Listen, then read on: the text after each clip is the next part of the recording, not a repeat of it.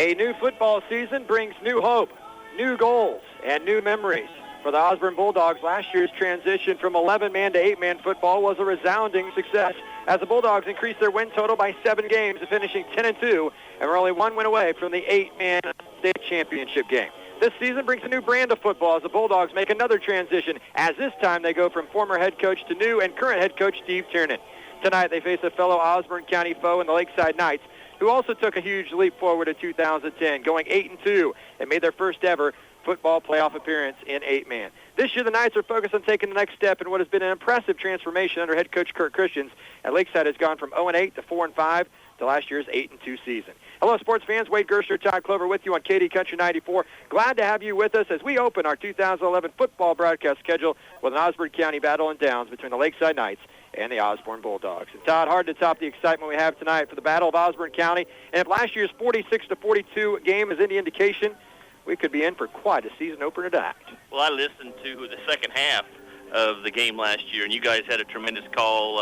The better game you have, the better job you can do announcing, because you're really into it. And it was just back and forth, and fantastic game. Obviously, a lot of new characters in the game this year with a lot of change in the personnel, but you still have 2 very solid 8-man football teams. And, a couple things. One, who's going to get off to a good start?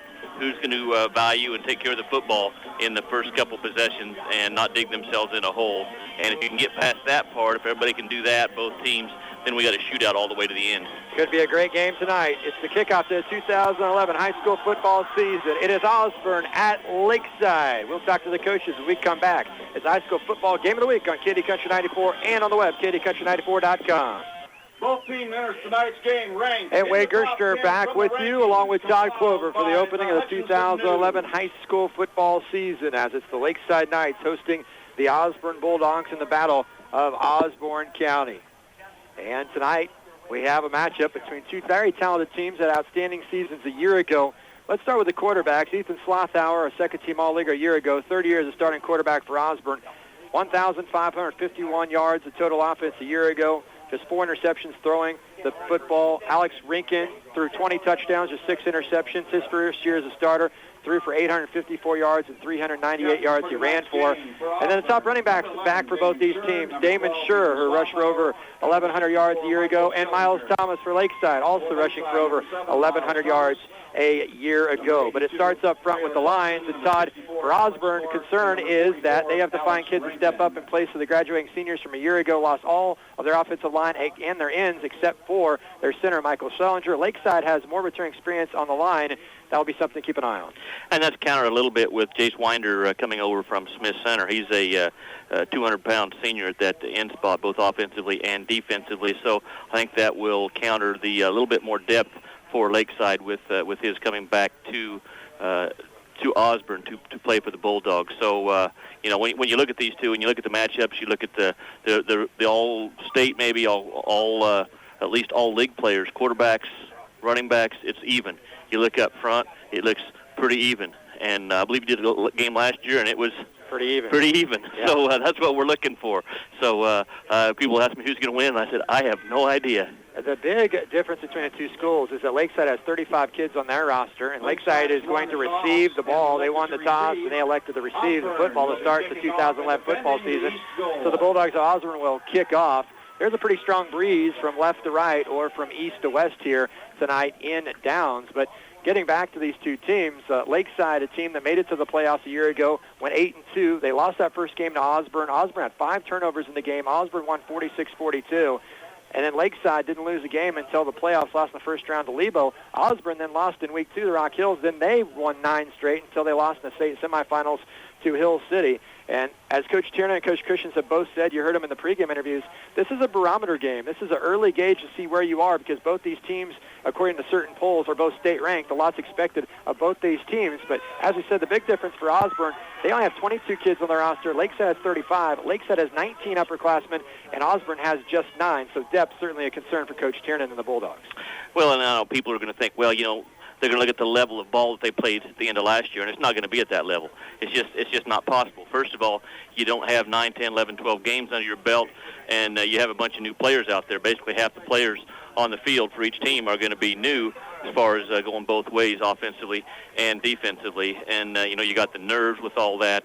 And, last year in the first game, as good as both teams were, I think there was double digits in turnovers between the two teams, at least 9, if not 10 turnovers in the ball game. And as we know, the two things that can really turn a ball game around are turnovers and special teams.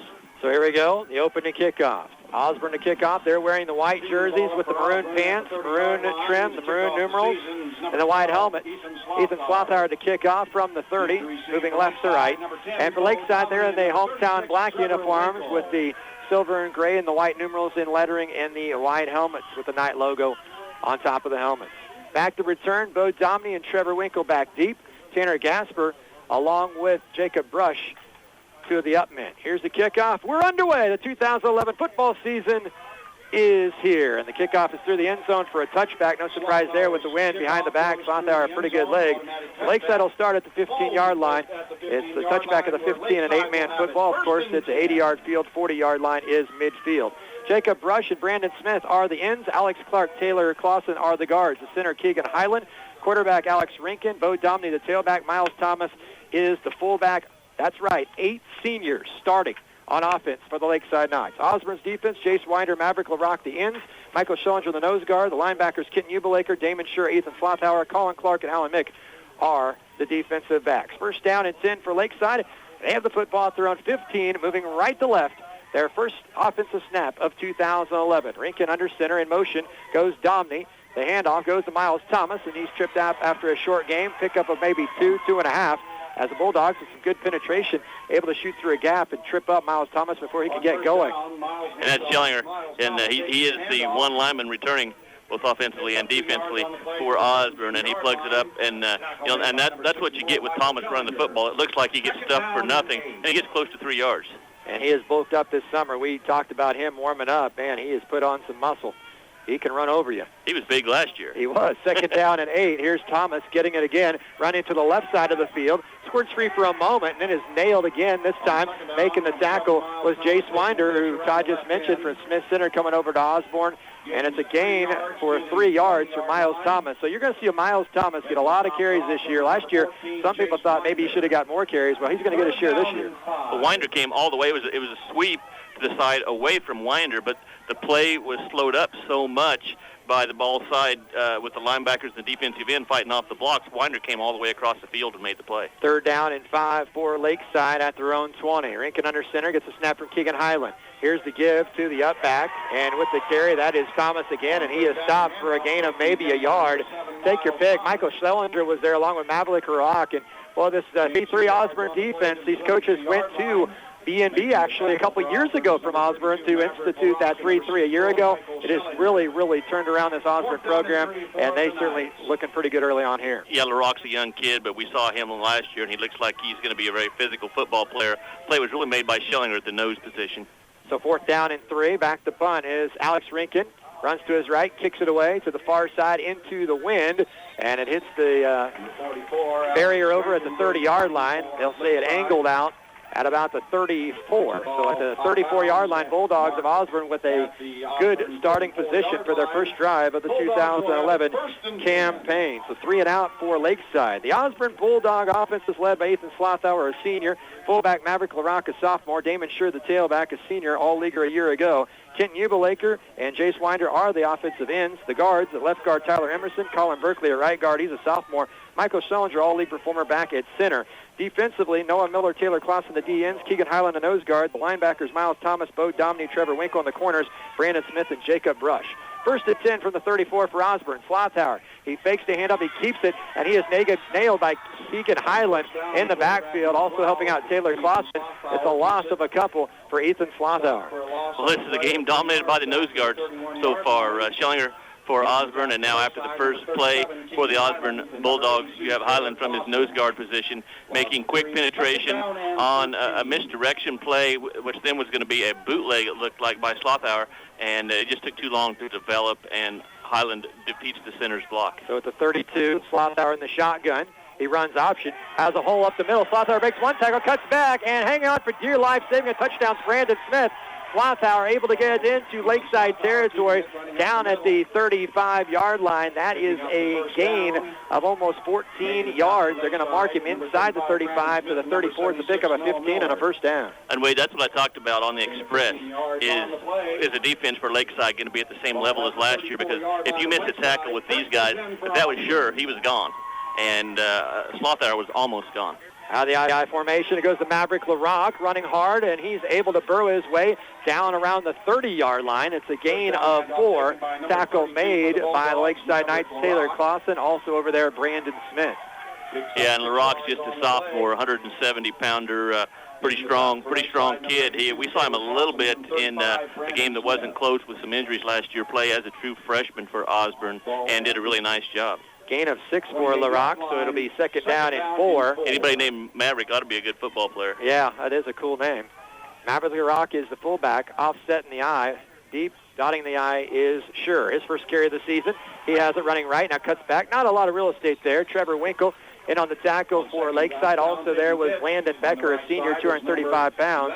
Gain of a couple, and he'll bring up third and short. Good pursuit by Lakeside on the play, and what you're seeing right now is all kinds of different formations and plays from Osborne, and that's something we kind of heard about when looking at the B&B playbook from the past. That they're going to run lots of different formations and run a lot of different plays at you. 3rd and 2 at the Lakeside 26-yard line for Osborne. It is Slothauer, fakes the handoff, keeps it running left, and Landon Becker's there again for Lakeside, along with Miles Thomas and Taylor Clausen. Knights say the ball was jarred free. The officials not pointing in favor of Lakeside, so Osborne keeps the football. They're short of a first down, and it'll be 4th down and a long yard. Yeah, the ball was free, but I think it was after the whistle. At least that's what the officials said, and they're the only ones that have a say in it. So that will bring up 4th and short, and let's see if maybe it's a little bit more of a quick hitter here instead of some of the slow developing plays that they've been running on short yardage. You really don't want, because of a blitz or something, you want something that's a quick hitter. 7:30 to go in the first quarter, no score, 4th and 1 for Osborne.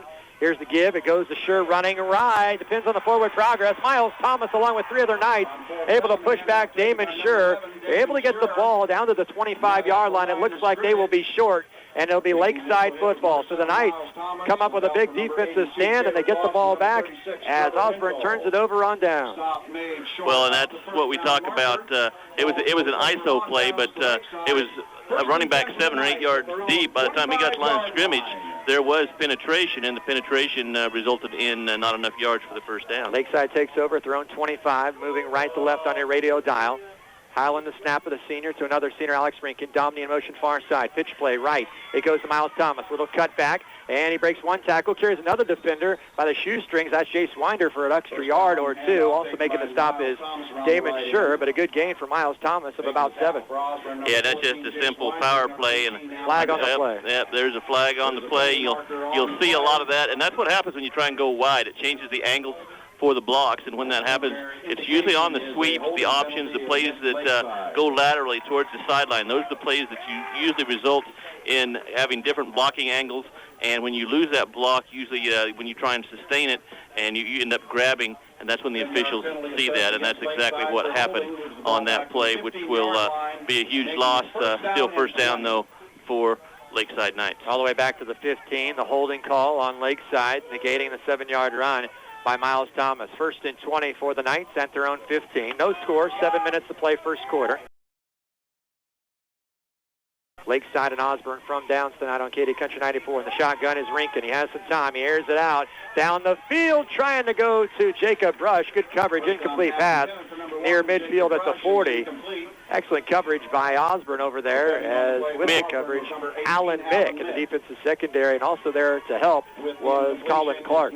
Yeah, the pass was just a little bit too long, but there was not an open receiver. Mick was just all over without being interfering with the offensive receiver. So excellent coverage. Good pass blocking though on the first pass attempt by Lakeside. Yeah, Rinkin had good protection. 2nd down and 20 from the 15 for the Knights. Rinkin in the gun. Thomas to his right.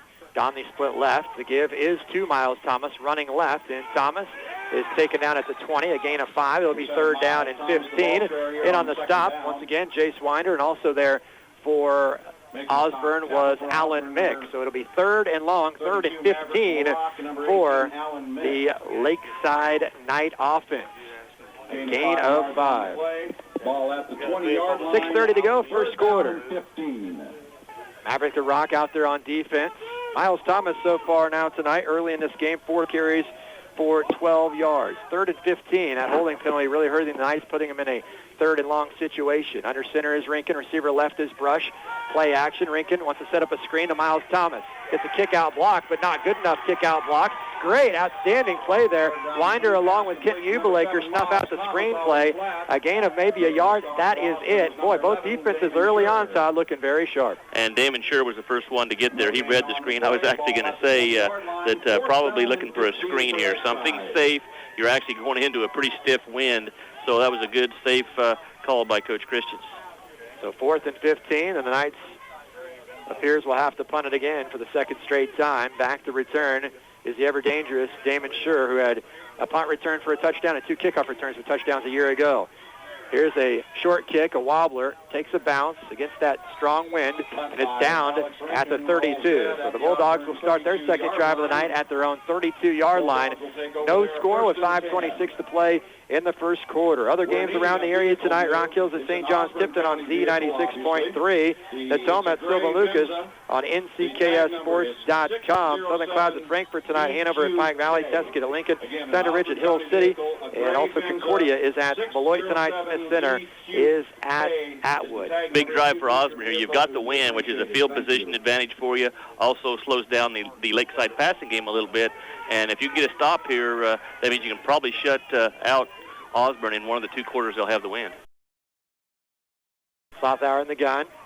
He gives it to Damon Scher, and there's Scher, and he's gone. The 30, 20, 10, 5, touchdown, Damon Scher. 48 yards. Once he got through the initial line of scrimmage, there was nobody home in the secondary down the middle of the field for Lakeside, and Damon Scher, virtually untouched, goes in for the touchdown. And Scher, his whole career, he's been a man of big plays. There's another one, 48-yard touchdown run to put Osborne on the board. They lead 6-0. Well, you can talk about Damon Scher, and his speed did have something to do with it, but that was about as big a hole as you're ever going to find. So let's give credit to the guys up front. Somebody obviously got a bad read, maybe a linebacker or safety on that, because that was just a run right up the middle, right down the field. He didn't make a cut or anything. Osborne going for it, too. Here's Slothour keeping it, runs into a wall. Trevor Winkle, along with Noah Miller, and a couple other Knights in on the tackle to deny the 2-point conversion. But the Bulldogs score on a 1-play, 48-yard drive, a 48-yard touchdown run by Damon Scher. 5:18 to go in the first quarter. It's 6-0 Osborne. 6-0 Osborne with the lead. Rock Hills leading St. John's Tipton 6-0. That's our featured game of the week on our sister station, Z96.3 The Lake. Ethan Slothour to kick it away. On that last play, Ethan Slothour had the option to keep the football or give it to Scher, quarterback read. He gave it to Scher, and Scher did the rest, although, as Todd mentioned, the offensive line, a huge, huge hole. And not I think you could have picked up 5 yards on that. Yeah, I got maybe 6. Well, what's amazing about that play, though, is that Lakeside defense, so there was just absolutely nobody in the defensive secondary, and it wasn't like they had everybody up on like a 4th and 1 situation. So there's a breakdown defense. Well, when you have an inside linebacker out of position on the play and the safeties are wide because of that speed, it does open things up. Makes it look pretty bad. There's a kickoff to the far side, out of bounds, so the penalty marker on Osborne. First chance for my color commentator now for our 6th season working together to tell us about all the options. Well, you get 3 options. You can take it where it went out of bounds, which you're not going to because it's inside the 20. You can back them up 5 yards, or you take it 25 yards from where it is kicked off. It was kicked off at the 30, so that would put it at the 25. I'm guessing that they'll take it at the 25. That's your best option right here because he can kick it into the end zone. That puts you at the 15. Absolutely. And he's not going to take it at the 17, so you got to take it at the 25. That would be the smart decision here. That makes perfect sense to me. So 5:18 to go in the first quarter. Osborne leading 6-0. And you look at this Osborne team. You got Steve Tiernan as a head coach. 2 state titles in the last 3 years, 5 state title appearances as a head coach at B&B, 38-1 record last 3 years. I know your assistant coach is Cullen Riner, who all he did was leave Osborne to the state semifinals a year ago, and they went 10-2. And congratulations, Coach Riner and his family, on a new addition to their family, and everybody doing well after some difficult times. First down and 10 at the 26. And upended is Miles Thomas shooting through Kenton Beougher. It's a loss of a yard. Miles Thomas couldn't get going at all, and he's limping a little bit as he just took a shot at the knee. Well, I think one of the things, and I think it was mentioned by the Lakeside coaching staff, they mentioned speed, quickness, and not necessarily sure some of the speed that Osborne has, but they were concerned about their speed and quickness. And right now you're seeing a difference in both speed and quickness, and not just necessarily with the fast guys, it's the guys at the line of scrimmage, because you're getting penetration against that offensive line right now, and Osborne is living in the backfield. Second down and 11 from the 24 goes to Thomas again, and there's just no running room for Thomas at all. 5 Bulldogs there. Jace Winder, Ethan Slothauer, Damon Scher, Schlellinger, and Mick. And it's a gain of zip, nada. And Miles Thomas, he just simply can't get going because the Osborne defensive line linebackers are shooting through and getting great penetration. Nobody's getting blocked. Yeah. That's exactly what's going on. That's a simple I-formation ISO play over the left side, and nobody gets blocked. And right away you can see Danson by a power back because there's nowhere, and he's looking for a place to run. Rinkin rolls right, steps. Nowhere to go. Now he runs back to the near side. A crushing block by Keegan Highland, but then sandwiched and pushed back. Knocked down is Rinkin, tackled by Kent Beougher along with Damon Scher. Running around the left end. Yeah, and it'll be 4th down and long for the Lakeside offense. At this point, what I'm seeing is when Scher or somebody gets in the opening, he's off to the end zone. When I'm seeing what looked like the end pushed in over here and a chance to get around the corner, you're seeing the closing speed on defense. I'm really seeing a difference in speed in the two teams right now. Timeout called by the Lakeside Knights. We'll keep it here. 3:46 to play in the first quarter. It's Osborne 6, Lakeside nothing. And certainly going into this game, there's a couple players you key on. We talked about in the pregame, and that's the quarterback and the top running back from last year for Lakeside. It'd be Rinkin and Thomas, but the first key is Miles Thomas if you're Osborne defense. And really on the other side, for your Lakeside, you certainly want to key on Slothauer and Scher. And right now, Osborne, it's very simple. They're watching Miles Thomas like a hawk. Thomas has got the ball quite a bit. They're ready. It looks like Lakeside's going to have to open up the passing game, but it's hard going into the win. Well, that's what I said. It's important to get through this quarter if you're Lakeside and be close, because for Lakeside, you got the power running game, and as I said on the Express, they need to find some diversity in the offense. We know Rinkin can throw the ball, and I said those two good receivers are both gone. They're going to have to find somebody that can get open. It's just not about throwing the ball. You have to actually pass block, and you have to have receivers that are open and can catch the ball, and the quarterback be accurate at throwing the ball. Well, all of a sudden, now you're going into this wind. They're taking away. They're really stuffing the run, which I said defenses are going to do. They're going to load up and stuff the run until they can show that they can do something different, they being Lakeside. And right now, with the wind in the face, and you get a holding penalty that backed them up, and the penetration of the defensive line, the linebackers, right now nothing working for Lakeside, but it's early. 4th down. And punt formation is Alex Rinkin after Lakeside call a timeout. Here's the kick. Nobody back for the Bulldogs. It's a short kick into that wind.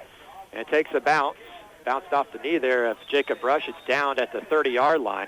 So the Osborne Bulldogs have the football. And they've really been dealing with the short field, but they've been helped by the fact that they have the wind at their backs. And they'll go into the wind, of course, when we begin the second quarter of play. And, boy, I tell you, right now to begin the game, Todd, if you're Coach Tiernan, he said, I don't know what to expect, because we're implementing a new system. We don't have everything put in place. We don't want to overwhelm the kids. We're going to phase it all in. He's going to be very pleased with the start to his Bulldog season. But he also said he doesn't want to mess with something good. Give the ball to Scher. Yes. Here's a handoff. How about Maverick Rock? He gets the carry. Official goes down in the process. It's a gain of almost 5 for Damon Scher. Making the stop is Jacob Brush. Osborne leading 6-0 on a 48-yard touchdown scamper by Damon Scher. 3:21 to go in the first quarter. Yeah, and you can really see the line of scrimmage move on that. Anytime you run a power play, just a fullback trap, and you pick up close to 5 yards on the play, that means those guys up front right behind Schellinger and all league player returning from last year are doing a good job of controlling the line of scrimmage. Landon Becker in a nose guard. Here's the counter play. Goes to Damon Scher. Dances a little bit. And then is met by about 5 black jerseys of Lakeside. A gain of 3 to the 37. It'll bring up 3rd down and 3. Brandon Smith along with Taylor Klaus and Trevor Weekle teaming up for the stop. You mentioned running back dancing, and I mentioned running back dancing. The difference is Miles Thomas is dancing 4 yards in the backfield because of the penetration, and then Scher is dancing 2 yards past the line of scrimmage, and that's just a difference in the lines as far as who's controlling what, and that would be Osborne is winning the battle right now. Ethan Slothauer, Damon Scher, top 2 skill position players back for Osborne. They're second cousins.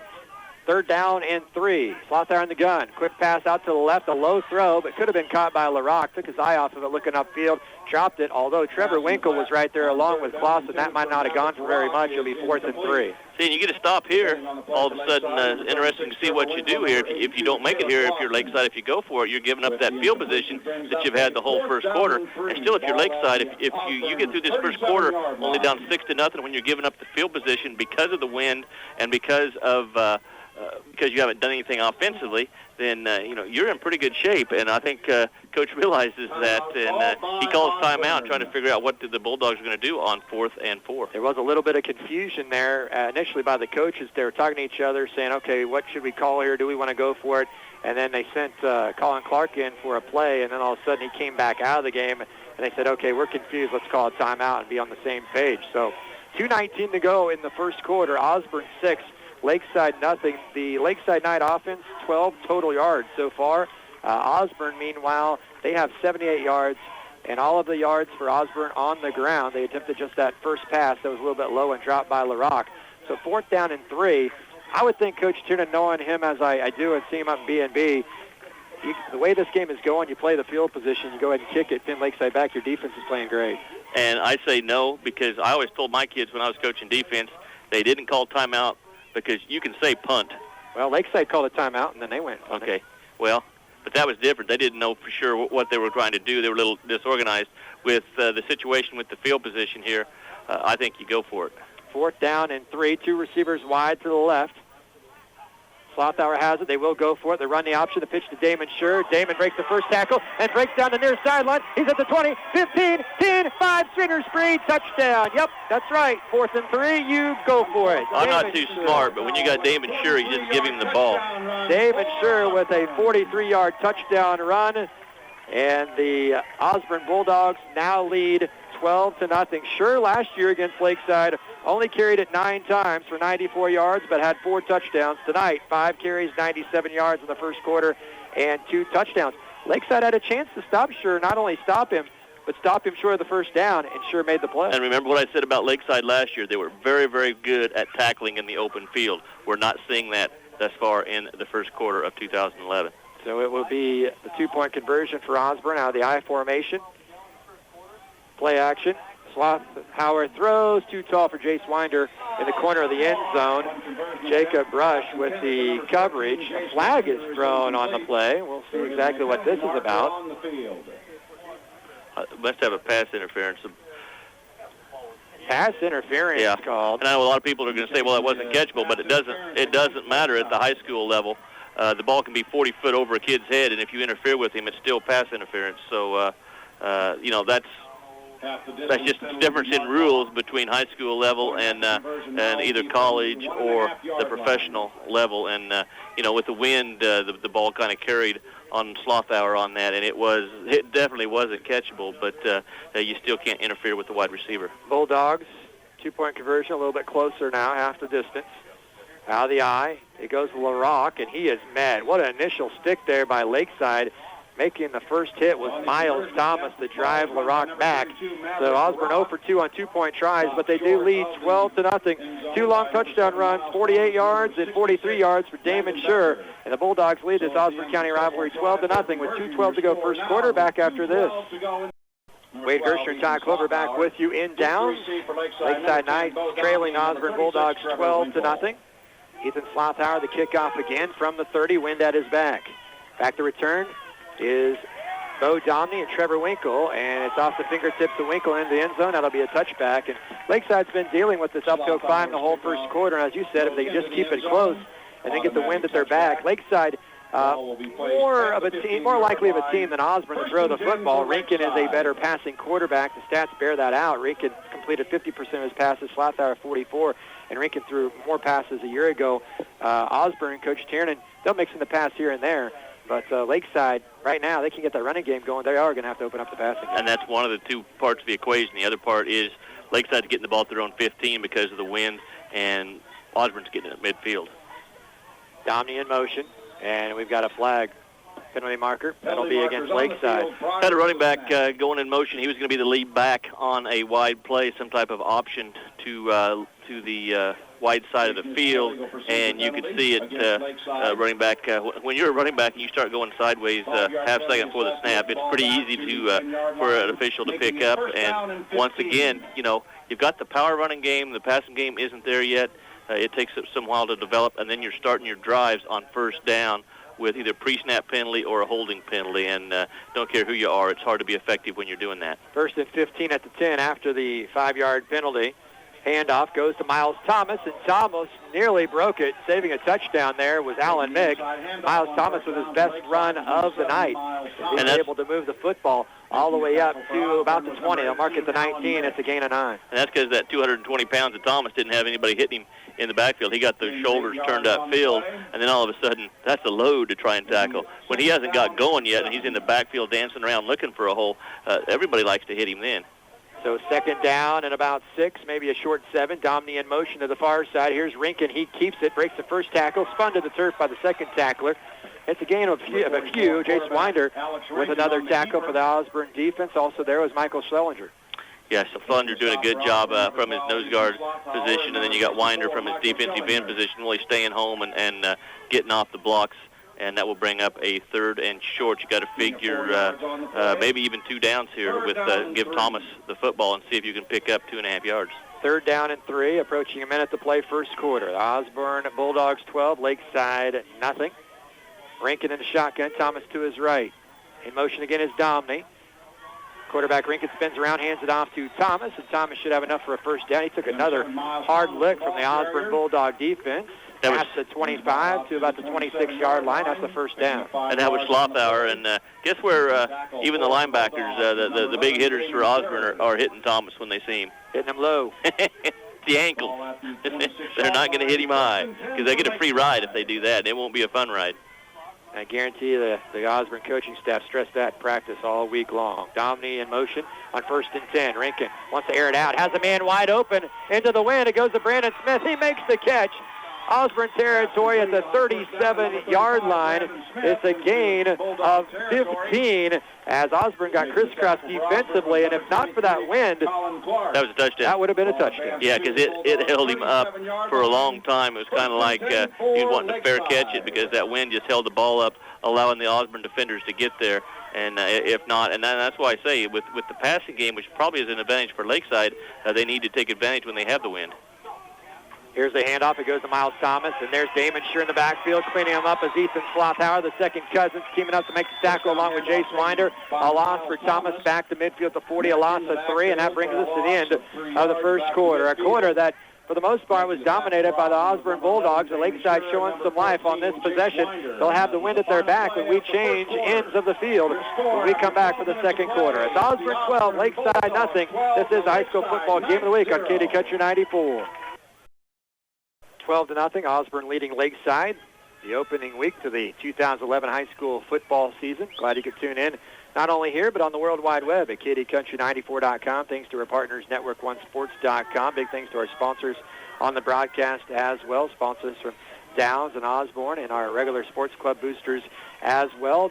Natoma at Silver Lucas tonight on NCKSports.com. And Rock Hills at St. John's Tipton on Z96.3. Rock Hills leading last we heard 6-0 over the Blue Jays over in Beloit. So Lakeside with the football, and now the wind at their back. 2nd down and 13 at midfield at the 40. Clausen is the end on the right side. Brush the end on the left side. Clark the left guard. And Smith's actually end on the right side. And Clausen's the right guard.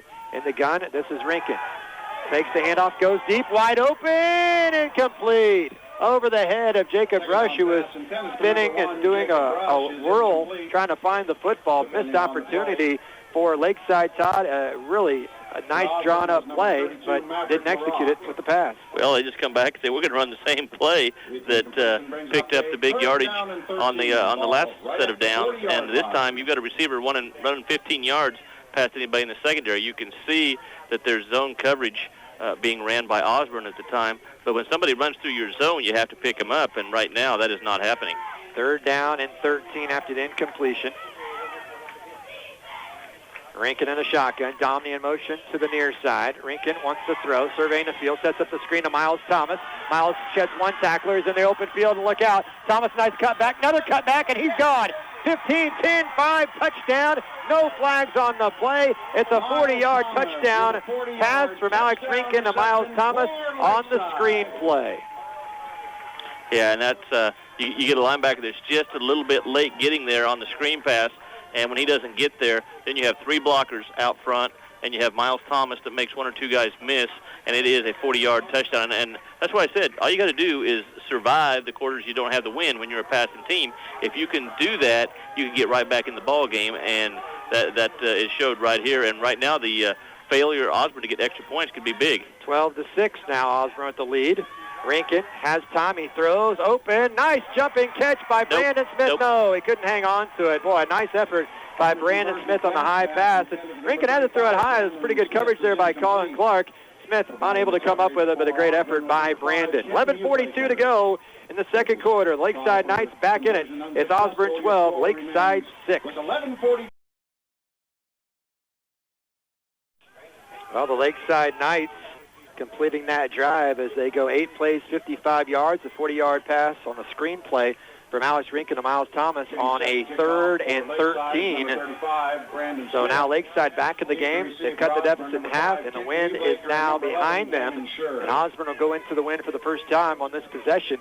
Brandon Smith to kick it away for the Lakeside Knights.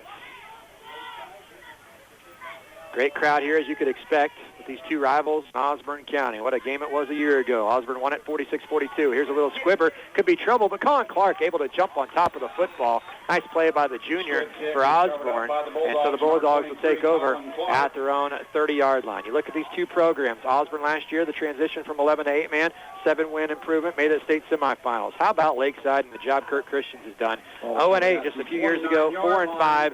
8-2 a year ago, and they could have easily won that game. It was close against Lebo in the first round. They, too, could have made a deep run. A lot of people talked about Osborne-Lakeside meeting in the playoffs, and it wasn't that far-fetched. And who knows, these two teams could meet again down the line. That's a long way off. But these two teams certainly talented enough to make a run in the 8-man playoffs again this year. First and 10 from the 30. Here is Slothour. Keeps it. Falls loose.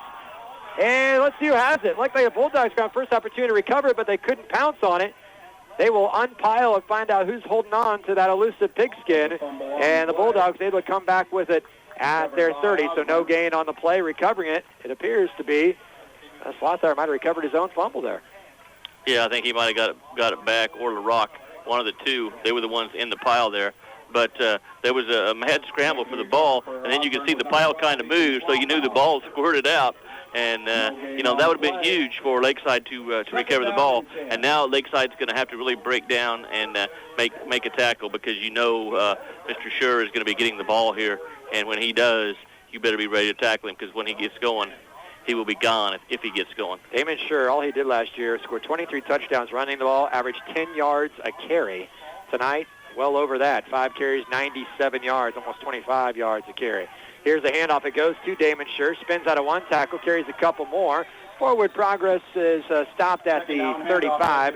It's a gain of 5. It'll be 3rd down and 5. Miles Thomas in on the tackle. Also there was Trevor Winkle. Let's see what happens now on a 3rd and medium, 3rd and long. You saw on a 3rd and 4 earlier in the game where Osborne tried to throw the ball and they didn't have success. Now you're going into the wind.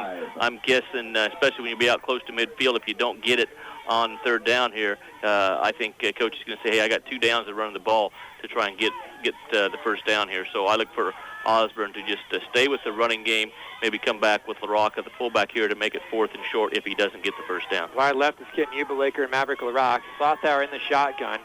To his right is Schur. They run option. The pitch to Schur. To the right. Little stutter step, and he does not pick up the first down. A flag comes in from the back judge. Thrown at midfield at the 40. Probably a hold. Yep, usually in the neighborhood of a hold. You got the option there. You're right. I would take the penalty, I would think, because you'd have 4th down at about 2.5, or you drive them back, and Osborne will go for it 4th and short. Yeah, I'd take the penalty here. And they came back with the option on 4th and 4. They ran the option for the 43-yard touchdown to put the first score on the board for Osborne with Schur running the ball. Well, on 3rd and 5, come back and run the same formation and the option. But this time you see the corner who comes up, and he breaks down and makes the tackle instead of getting juked and missed him for the 43-yard run. And that's what 8-man football is all about defensively. You make tackles or you get beat. They moved the ball all the way back to the 28-yard line, which means it'll be 3rd down and 11 for Osborne. The Bulldogs leading the Knights 12-6, 9 minutes and 42 seconds to play in the second quarter. The season opener here tonight in Downs. Sure and Colin Clark split wide to the right. Lone setback is LaRock. Slothauer wants to throw. Setting up a screen. It's to LaRock, and he slipped and fell, and his knee is down. That's a tough luck there for LaRock. He had some room to roam, Todd, but he slipped. Once the knee goes down, you are down at the high school football level. Yeah, that's exactly right, and that's all about footwork, keeping your feet underneath your shoulders, keeping good balance. The screen pass was set. There were 2 defenders out there. There was 2 blockers on him. He was going to have lots of running room, but once again, the pass play, you have a mistake in the passing game, and that's really what we're seeing a lot of, other than the one screen pass that got the points on the board for Lakeside. We're seeing lots of mistakes in the passing game by both teams, and that is just normal for this time of year. Randy Radcliffe in there on the line. Punt formation on 4th down and 11. Pretty good boot into the wind by Slothauer. Takes a nice hop into the arms of Trevor Winkle from the 20. Trevor breaks the first tackle. Good return all the way back near the 35. A 15-yard return on the punt return by Trevor Winkle. They'll mark him at the 34 officially. It'll be 1st down and 10, and this is the best field position Lakeside Knight offense has had the entire evening. Yeah, it's about the wind, and that's what I talked about in the first quarter. If you're Lakeside, you survived the first quarter. They survived just down 12-0. Now they have the advantage. Now they're down 12-6. They're getting the ball close to midfield, and things are looking a lot better if you're a Knight fan. Still plenty of time to go here in the first half. 8:33 to play. Osborne up by a touchdown. Lakeside with the football, 1st down and 10. Moving left to right here in the second quarter. Rinkin in the shotgun, Thomas to his right hip. Quick swing pass, it goes to Bo Domney, and Domney is met and drilled on the far sideline by 3 Osborne defenders, including Kent Bueugher. Also over there was Sure and Schlellinger. It's a gain of 1 on the pass play to Bo Domney. Yeah, excellent pursuit by Osborne, and really a nice job by Sure. You know, Domney's got really quick feet, but he's trying to make a quick move on Sure, and that's quick on quick. And Sure's probably not going to miss too many tackles because somebody's a better athlete. 2nd down and 9 at the 35. Domney in motion. Rinkin, option, they flip on the pitch to Thomas, shakes one defender, gets the outside of containment. Good run by Thomas to the 35-yard line, close to a 1st down for the Lakeside Knights. And Thomas now, early on they're running kind of between the guards and behind center, although part of that was because he couldn't get to the outside. Now he is getting to the outside and breaking some containment. Yeah, and that's giving Osborne some of their own medicine, coming back and running the option. And I did notice on that, Thomas was pretty loose with the football out there, and it did come out, but he was just barely down before it come out. And he is getting a break because, you know, it's extremely hot here, and that's got to be a concern. I am really, really surprised that they didn't give the players a break for water. I'm just totally shocked that wasn't mandatory, that was done. 1st down and 10 at the Osborne 35 for the Knight offense. Domney in motion again, brush wide to the left. They go to Domney. Domney is tackled, a one-on-one tackle there by Damon Sure. A gain of 2 for Bo Domney. Bo with his first carry of the season, and Bo, 160-pound senior tailback. And that's just quickness once again by Sure. The play is actually on the play side is blocked perfectly, just like Coach Christians would want it, but you have an athlete from the backside in Damon Sure coming all the way across and making the play for a short gain by Lakeside. 2nd down and 8 for the Knights at the Osborne 33-yard line. Domney once again goes in motion. Trevor Winkle in place of Miles Thomas. Rinkin wants to throw, sets his feet, fires, has a man open, and it's dropped. Dropped by the Knights. It was right there for Devin Sun, 185-pound junior. He had a 1st down and maybe even a touchdown. Rinkin couldn't throw it any better. And that's the number Connor Shoemaker wore a year ago. And for a second, I thought it was Connor Shoemaker from the standpoint that he looked similar in the way he ran. But unfortunately, Devin Sun unable to haul it in. It's an incomplete pass, and that's 2 missed opportunities in the passing game for Lakeside. Well, and that's what I've talked about is, you know, you have the 2 Connors gone, Store and Shoemaker, that really made highlight catches. And that didn't need to be a highlight catch. That just needed to be make a simple catch and run all the way into the end zone and go for the extra point to take the lead. But you're seeing what I said you'd get from Lakeside. You know, you've got the diversity of being able to run and throw, but I also said you're going to have to find those receivers. You got to develop those receivers that you don't have because of graduation that will eventually become the threats down the field, because you can see that the threat of the run and Thomas is so great that Osborne is really not doing a good job. I'll be as kind as I can be with their pass coverage. That's being kind. Yeah. And, that's 4 times that someone has been, if not 10, 15 yards behind anybody in the secondary. And you've got how many points out of those 4 opportunities? Well, 6, but the screen not pass wasn't play. that open. Yeah, absolutely. Brandon Smith was open. The wind, knocked that down, or that would have been was more the wind, yeah. But you're right. There was earlier. There was at least 2 occasions where they had a man wide open down the field, and then right there, wide open was Devin's son, and he couldn't catch it. Alex Rinken's first ever start was against Osborne last year in Week 1. He was 4 for 18, 3 interceptions. However, there was a lot of drop passes in that game where Rinken threw the ball fairly well. And he's going to throw the ball, and the receivers are going to gain confidence, and that passing game is really going to open up the running game for Thomas. 3rd down and 8 for Lakeside after they called the timeout at the 33-yard line. Rinken in the shotgun. Steps, throws, trying to go for Brush. Good coverage there by Mick. And the pass overthrown, but nothing really there. Brush going one-on-one against Alan Mick. That time the Bulldogs with good pass coverage. So it brings up 4th down and 8. Alex Rinken's thrown the ball 8 times, completed 4 passes for 59 yards, including a 40-yard touchdown pass on the screenplay to Miles Thomas. Washington County leading Republic County 8-0. Rock Hills leading St. John's Tipton 20-6. Here, it's Osborne 12, Lakeside 6 with 6:44 to go in the first half. 4th down and 8 for the night offense at the Bulldog 33. And Rinken in punt formation here for Lakeside. Here's where you want to be alert if you're Osborne. They got nobody back. And Rinken rolls left. He's going to throw the football. He fires, caught by Miles Thomas, and he has enough for a Lakeside Knight first down. It's a little crossing pattern to Thomas. Rinken rolled to his left, and he stepped and threw it right there, a strike to Miles Thomas, first down, Lakeside. And Osborne was alert, but it was just a really good execution. And that's one of the things, the Cowboys back in the, maybe it was in the 70s, 80s, had Danny White, who was an all-conference punter, but he was also the quarterback. And when you had a quarterback back there, obviously that opens up lots of things in the passing game as far as fakes. Excellent call by Coach Christians. It didn't surprise Osborne at all, but the execution was there. They needed 8. They picked up 10. 1st and 10 at the 23 for Lakeside. Rinken rolls right, has some time, airs it out deep down the field, going for Brush in just a bit. Overthrown by Rinken, but once again, good coverage there in the secondary. Colin Clark and Alan Mick back there. And you talked about the loss of Shoemaker and Store. Shoemaker, 6'5", Jacob Brush, not nearly that tall, so it's a little bit different to complete those passes down the field for Alex Rinken. Yeah, that got away from Alex a little bit. You saw it when he released it. It came out high, and that was just a situation where great coverage, and you actually want the ball to be overthrown. Concordia leading Beloit 6-0 in the second quarter in Trojan Field in Beloit. A battle of 2 playoff teams from a year ago, 1 in 4A, 1 in 3A.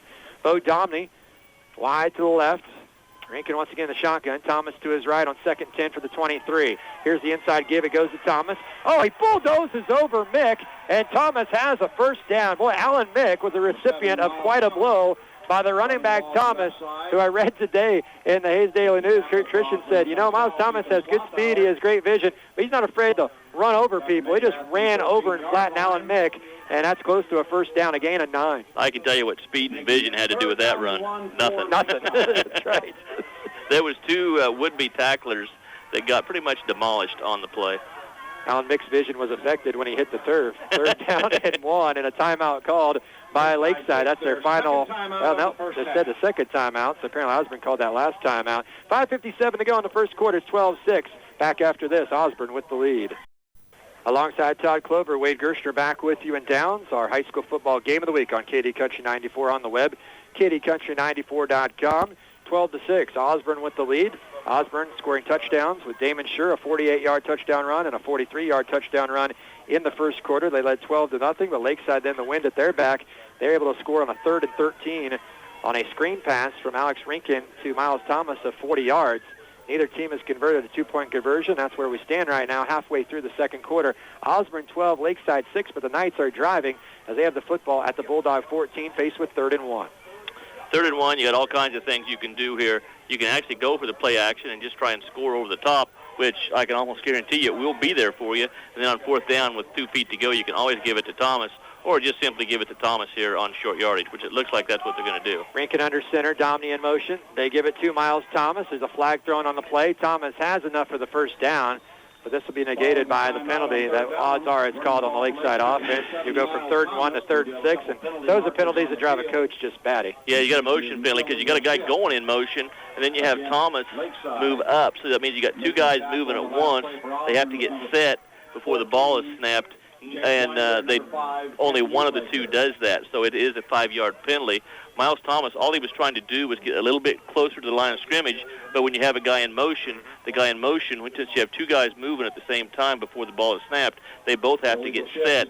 Dominic, who was going in motion, was not supposed to get set. He doesn't know that Miles Thomas is going to move. It's a technical thing. It's a mistake, and it will get corrected, I'm sure. And right now, this is when you want to be defensive coordinators against these high-powered offenses is early, because really they stop themselves with the mistakes, whether it's drop passes, missed passes, and and the holdings and the pre-snap penalties. Because as the year goes on, they're going to execute much better. Thomas had to leave the game with an equipment problem on a 3rd down and 6. Rinkin rolls left, now runs back to the near side, avoids the defender, has some time, steps, throws, airing it out into the back of the end zone, incomplete, trying to go to Brandon Smith. But Rinkin did a pretty good job just to buy himself some time and at least give him the opportunity to maybe score a touchdown. So it'll be 4th down and 6. Thomas's helmet is fixed. He'll be back in the ball game at the Osborne 19-yard line after that 5-yard penalty 2 plays ago. Yeah, you're going to basically have 1st and goal if they don't have the motion penalty, and you're just right now giving the ball to Thomas and he's dominating. You have that penalty, now all of a sudden you got 4th and long. And it's those pre-snap penalties, it's those little mistakes that happen earlier in the year that can prevent a high-powered offense from putting points on the board. It's the little things sometimes. 12-6 Osborne, 4th down and 6 at the 19 for Lakeside. Miles Thomas, a wing on the right side. He goes in motion. Rinkin has time, sets, he throws, trying to go to Thomas, and there's a flag again thrown from the back official. We'll see what this is about. There was some contact down field. Yeah, it's going to be pass interference on Osborne, and it's going to be 1st and goal. It'll be half the distance to the goal. There was very, very little contact, and I think that's what Coach is telling the official on the side over here, but he really doesn't care because he's not the one that called it. And Coach Tiernan not happy with that call. Yeah, there was. But when I say minimal contact, I'm saying there might have been a slight touch. But the rules are the rules. 1st down and goal at the 9. So you talk about the penalty that hurt Lakeside with a motion penalty. Now a pass interference penalty that negates Osborne getting the ball back. And now Coach Tiernan, a timeout called. I'm glad he called a timeout. I was worried when he ran out there. Yeah, I was like, he's running out there. To the official? He's not talking to his players. He's talking to the official right now. Yeah, and I know why he's talking to him. I saw the same thing. I had the same angle he did, and I know why he's upset. So 1st and goal for Lakeside coming up. That's a big call in this game because, as we said, if you don't get that call, it's Osborne football. They lead by 6. Now Lakeside 1st and goal at the 9, chance to tie. Well, Lakeside's converted a 4th and 8 on a fake punt, and another 4th and 8. They get a pass interference on a play that is perfectly defended. You have the pass rush and you have the pass coverage. Osborne does everything they want on the play, but you do get the pass interference penalty, and that sets Osborne up. And you got to think that eventually Lakeside is going to take advantage here, and it's really looking like a game that's going to come down to what all close 8-man football games come down to, and that is who does the best on their extra points. And right now, nobody's done well on extra points. 26-6, Rock Hills with the lead. 5:25 to go here in the 2nd quarter. 12-0 Osborne. They jumped out to the 12-0 lead. Now it's 12-6, and Lakeside knocking on the door. We talk about Miles Thomas, all-leaguer a year ago. Averaged 8.5 yards a carry, 19 touchdowns, 1,164 yards rushing the football. And they got 8 seniors to start on offense. Highland at center, Clausen and Clark at the guards, Smith and Rush at the ends, Rinkin, Domney, and Thomas in the backfield. Not too many teams can say we got an all-senior starting lineup on either side of the ball. Lakeside can. And Coach Tiernan lost that argument. It's shocking. Stunning. 1st and goal at the 9. Here's a give. It goes to Miles Thomas, and he's able to back his way for a few yards and give him about 3 on the carry, and it'll be 2nd down and goal. I tell you what the strategy is here. If you're Lakeside with 4 downs inside the 10, you know what you do all 4 times? You give the ball to number 7. Yeah. You don't do anything other than give the ball to number 7. If you can't make it, as Coach Parcells would say, you don't deserve to win the game. So 2nd down and goal at the 5. They mark it. They give to Thomas again, and not too much there. A good hit at the line of scrimmage for the Osborne defense. Getting Beougher. He got in there and got low and got Thomas before he could get started. Picking up close to 2 So under 5 minutes to go in the first half, 12-6 in favor of Osborne, but Lakeside trying to tie it up. They have third down and goal at the 3. Of course, 4-down territory. 2 shots to get it in from 3 yards out. Rankin under center. Gets the snap from Keegan Highland. He pitches it to Bo Domney, running left. He cuts back. Bo trying to dive for the end zone. He's denied. Jace Winder with the tackle, assisted by Ethan Slothour to be 4th down and goal at the 2. Who do you think is going to get it on 4th down? Yep, my guess would be Mr. Thomas. I tell you what, if you do run the play action here, and Coach Christians is not afraid to do that on a 4th and 2, I can guarantee you that the guys in the secondary are going to come up and they're going to bite, and it will simply be a throw and catch, and that would be all you have to execute if you have the guts to run play action pass. 4th and goal. It is marked at the 1. It's a full yard for a touchdown. Thomas alone setback. Domney in motion. Rankin, quarterback sneak, keeps it, gets a little shove from behind from a teammate, and he's in for the touchdown on the quarterback sneak. And we're tied at 12 with 3:48 to go. Second quarter. The Knights have come back from a 12-0 deficit thanks to the 1-yard plunge by Alex Rankin. 13-play drive. When was the last time you saw that in 8-man? 13 plays to go 45 yards. That's not very often. And never of course, for the pass me. Interference penalty, a huge call on that drive, kept it alive for Lakeside to Coach Tiernan's chagrin. So now Lakeside a chance to take their first lead of the evening on the 2-point try. Rankin under center, rolls left, buying some time, now runs out of time, lobs it in the end zone, and it's nearly intercepted by Damon Scher, incomplete, trying to go to Miles Thomas on the far side of the end zone. So 2-point conversions, 0 for 2 for both teams. Both teams have 2 touchdowns. We thought it'd be a pretty close game. Couldn't be any closer. Osborne 12, Lakeside 12, 3:48 to go in the second quarter. Back after this. Now with side is number 35, Brandon Smith to kick it off. We have a brand new ball game, and it's pretty clear the team has the wind at their back. They've scored all 24 of the points. 12-12 tie. That's why they switch in, to be fair, at each quarter. Here's the kickoff by Smith, and it's a squibber right up the middle, taken and dropped immediately to the turf. Taking the knee is Tyler Emerson. No need to chance anything returning the football. We're not used to doing that. Good play by the junior, 180-pounder for Osborne, and so the Bulldogs will take over. They have the football at their own 26-yard line, moving right to left. And I want to say there was a mother out at Hayes last night that blood pressure got pretty high on the opening kickoff. He went to Grant. I heard it was a bit of a surprise to everybody, including Grant Brown. Yeah, that was pretty darn good at returning kicks, and that's just not something I expected Grant to do in college, was return kicks. So he was involved on the first play of the season on the kickoff. That's pretty cool. First down at 10 at the 26. Slothour in the gun. He will keep it after faking it to Scher, and Slothour picks up a couple. Bo Domney, Landon Becker in on the stop. It's a gain to the 29. Pick up a 3. On first down. Pick up a 3, and it was really played well defended. And right now, we talked the first 2 series where the line of scrimmage was being won by Osborne. Now it's really an even battle, and it's a 12-12 score. And this is kind of the game that we were hoping for. And who's going to win it? It's kind of the power plays and long sustained drives by Lakeside, or the quick hitters, big plays with Scher breaking the long touchdown runs. 3:12 and ticking, second quarter. High ball game, 2nd and 7. Here's the give. It goes to Damon Scher, and Damon, he's taken down by a host of Lakeside players, including Trevor Winkle, and also in on the tackle for Lakeside was Brandon Smith with the initial contact. Taylor Clausen helping out as well. No gain on the play, brings up 3rd and long. Yep, and that's a situation where I talked about when you gang up to stop the run because you know the passing game isn't a threat. Well, because of the wind and because Osborne's showing no sign of throwing the football, Osborne isn't even thinking fast. They have no concern about it. Now, they might on 3rd and long here, but they're just loading up saying, hey, run the ball, and we're going to see if you can block 8, because it's impossible to block 8 because you don't have that many blockers. You only got 6 blockers.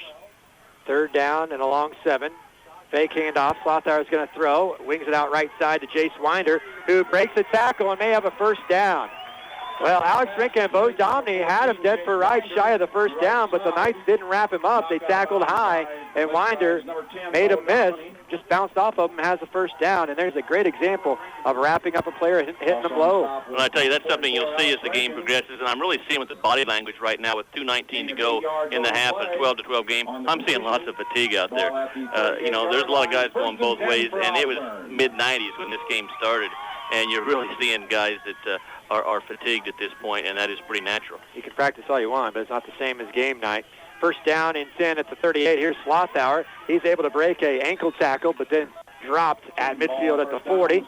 And on the stop for Lakeside was Austin Gasper, 125-pound freshman, number 11. And also in there for Lakeside was Trevor Winkle again. Trevor Winkle is doing a good job from the linebacker position. Also, Taylor Clausen at the defensive end position doing a good job not giving Slothauer a very, very easy read. And Taylor with his wingspan takes away the option. And that would be what I would want to do, is have your defensive end take away the pitch so that Sure is taken out of the option play, and then all you have to do is see if you can get people to pursue to get to the quarterback. Second down and 8 at midfield at the 40 for Osborne. And here is Slothauer. He keeps it, cuts back, breaks one tackle. Brandon Smith brings him down from behind at the Lakeside 26-yard line. It's a gain of 14, and that was a different formation, the first time we've seen it tonight in regards to the play action there by Slothauer. If they get to the fullback, Slothauer kept it, and that pulled the Lakeside 9. Yeah, and everybody sucks in, and you have then you have a missed tackle by Miles Thomas and a big run by Slothauer. So a minute 20 to go here in the first half. Osborne with the football. 12-12 tie. Give to LaRock, the fullback, the sophomore, able to pick up 3 to the 22-yard line. So a gain of 3 for Maverick LaRock, and it'll bring up second down and long for the Bulldogs. Under a minute to play, Osborne has just one timeout to work with. And really what you see a lot of also this time, coaches are trying to find what works. They've got new players, obviously a new system here with Osborne, and they're just trying to see what works. They know that the plays to Sure are what you're going to do in crunch time. The second down and 7. Slothauer, a couple of fakes, running out of time, dumps it off. Right side, trying to go to Winder. Good pressure there by Alex Clark for Lakeside on the front of that defensive line. It'll be third down. It was play action, and they were going to get Sure out of the backfield, but he got jammed to the line of scrimmage. He never got released. By the time he got past the line of scrimmage, Slothauer had plenty of company in black jerseys, and he had nowhere to go with the football. He does a smart job, what a senior quarterback should do. He just throws the ball away, and instead of forcing it, now you have third and about 6.5 yards to go. You've got 2 down territory, 37 seconds to go in the half, so time is a concern here. Lakeside got the ball first to start the game, so Osborne get it first to start the second half. Going in motion is LaRock to the near side. We have a whistle. Delay game. You saw some confusion coming out of the huddle. It was a different formation. The play was a little slow getting in there, and that's just some of the confusion that you have with the new system. And here, Coach Turner turn around. Have we never worked on that? I'm guessing they'd worked on it, and there was just some kids that were a little bit confused. Now brings up a 3rd and 12. Just one of those things that happens early in the season. Still 37 seconds to go. 12-12 here right before half. Colin Clark coming out of the ball game. Kenton Ubelaker coming back in. Schlellinger, the center, all-league center from a year ago. Set to snap it to Slothauer, the senior quarterback for Osborne, on 3rd down and 11. Slothauer backpedals, looking, airs it out, middle of the field, making the adjustment, making the catch is Kenton Ubelaker inside the 5, and they'll mark him down at the 2-yard line. Jacob Brush with the coverage. It's a 25-yard pickup. Now Osborne will hustle. The clock stops on the first down. 1st and goal at the 2 for the Bulldogs. What an adjustment by Ubelaker on the underthrow by Slothauer. Slothauer now just clocks it into the ground and stops the clock with 25.9 to play in the first half. 12-12 tie, and Osborne now has plenty of time to work with, plus they have a timeout. Well, that was the play of the game thus far by Kenton Ubelaker, because the ball was underthrown. It looks like it's going right to a Lakeside defender, and Ubelaker just makes the play on the ball. That's what you want your receivers to do. You can't expect the ball just to come right to you. You got to go make a play. That's what Ubelaker does, setting Osborne up with now 2nd and goal after downing it, 25 seconds to go, right on the 2-yard line. Slothauer under center. Out of the I formation, power I set. Slothauer keeps it. Lakeside didn't look like they're really ready to go on the snap. It was a quick snap, and Slothauer's in for the 2-yard touchdown run with 23 seconds to go before intermission. Oh, the quick snap by Osborne caught Lakeside off guard. Slothauer with the touchdown run from 2 yards out. Yeah, and that's just good coaching.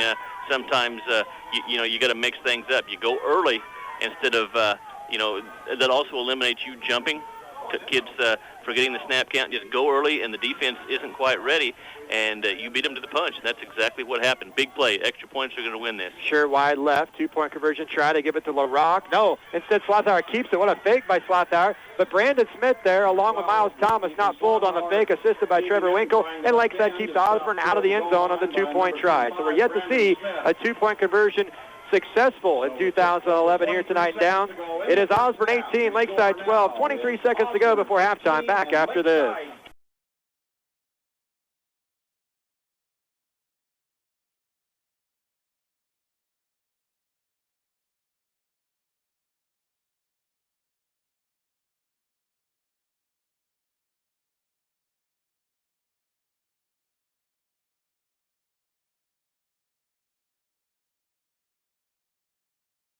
And we were told that Cody Berta is number 11 instead of 55 on the roster. So a change there. I wondered because Austin Gasper, 125 pounds, and the person who made that tackle earlier looked a little bit heavier than 125 pounds. But sometimes you could have a typo on a roster, too. So Cody Berta playing there before and making a tackle. So 18 seconds to go before halftime. Lakeside, after that short kickoff by Osborne, Lakeside has it at their own 32. Let's see what they can accomplish in a short period of time. Rinkin throws left side, incomplete. Just a bit behind Jacob Rush. Alan Mick with the coverage on the far sideline at the Bulldogs 20-yard line. So the incomplete pass by Rinkin. He's thrown it 11 times. He's completed 5 of those 11 attempts for 69 yards and a touchdown. And Alan Mick, once again, that's at least the 4th time we've seen him with excellent pass coverage for the Bulldogs. I believe if I'm a quarterback, I'm going to look somewhere else in the secondary besides try and pick on number 18. So 13 seconds to work with for Lakeside. Keegan Highland ready to snap it. Clausen and Clark the guards.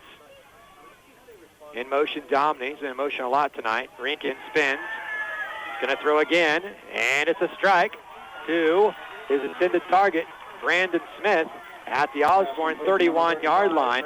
6.8 seconds to go, but there's a flag on the play. I think they're going to add.